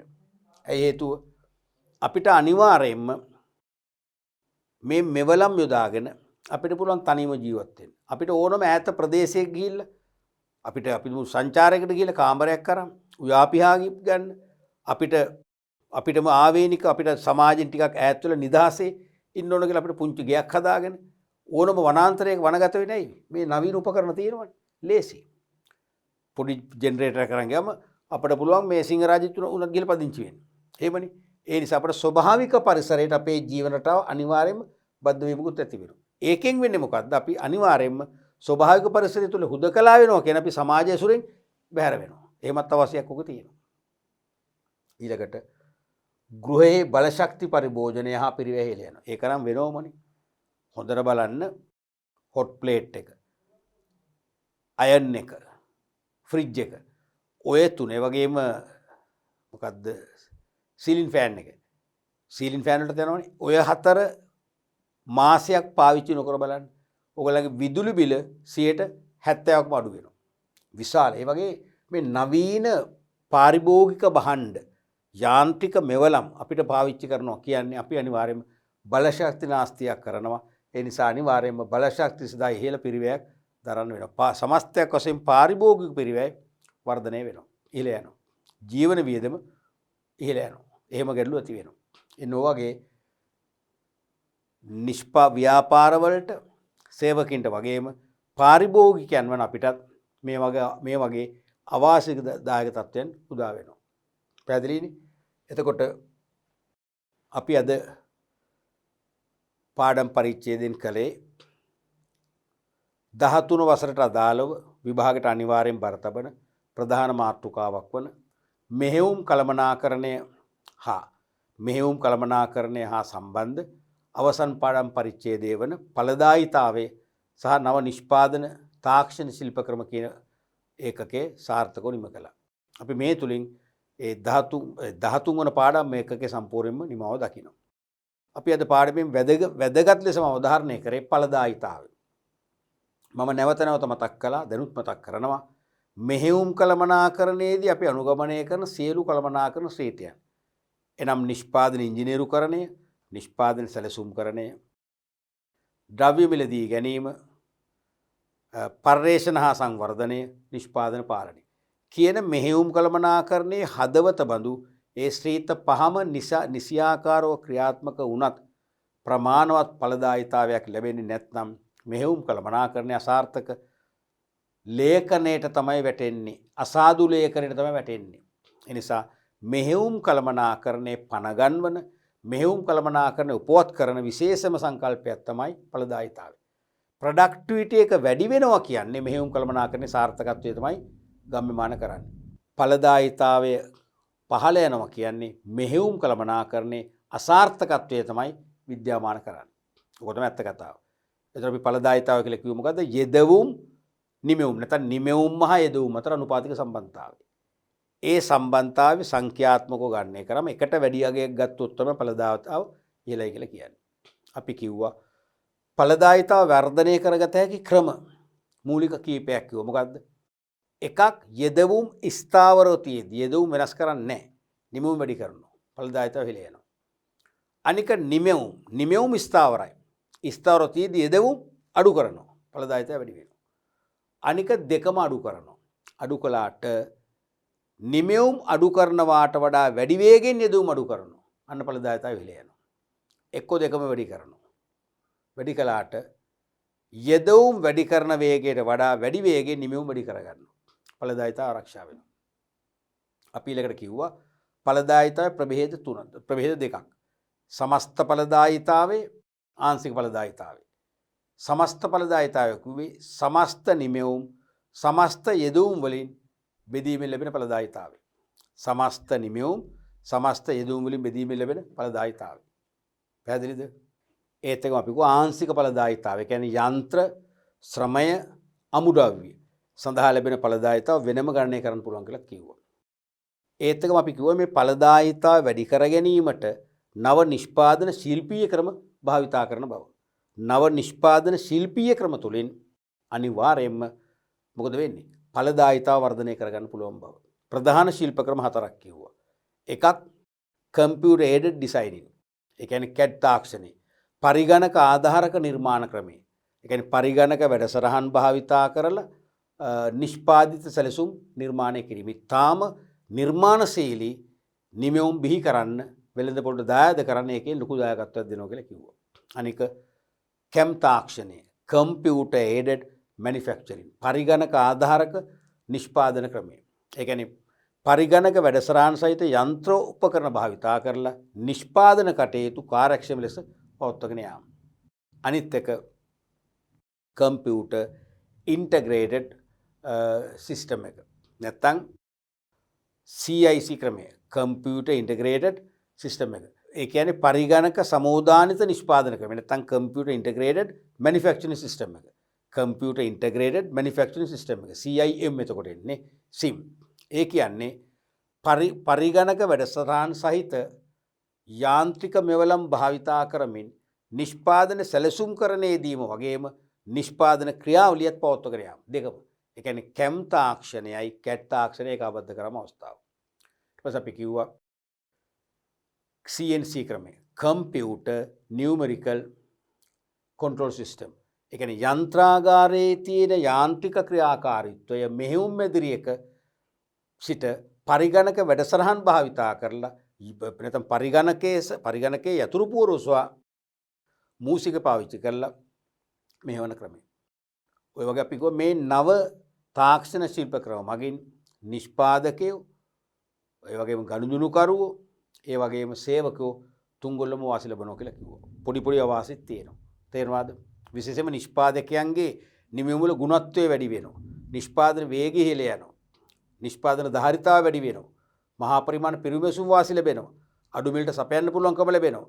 විකුණුම් සහ ලාභ වර්ධනය වෙනවා. තේරුණාද? වෙළඳපොළ ඉක්මනින් ජයග්‍රහණය කරනවා කියලා කිව්වා. ඔය වගේ වාසි අවාසි දෙපැත්තටම තියෙනවා කිව්වා. මම කිව්වා විශේෂයෙන්ම පාරිභෝගිකයා ලබන වාසි අවාසි මෙතෙක් විභාගයට අහලා නැහැ. ඒ ගැන විශේෂ අවධානයක් යොමු කරන්න කියලා කිව්වා. හොඳයි දරුවනේ, අපි එhmenan ඊටාම සාර්ථක ලෙස මේ 13 වන ඒකකයේ මෙතනින් නිමා කරනවා. අපි ඉදිරි පරිච්ඡේදවලදී ඉදිරි පාඩම් පරිච්ඡේදවලදී මේ ඒකකයට අදාළ පසුගිය විභාග ප්‍රශ්න සහ ආදර්ශ ප්‍රශ්න සාකච්ඡා කරලා ඔබගේ දැනුම තව දුරටත් විභාගයේ වෙත ගෙනියන්න අපි කටයුතු සලස්වනවා.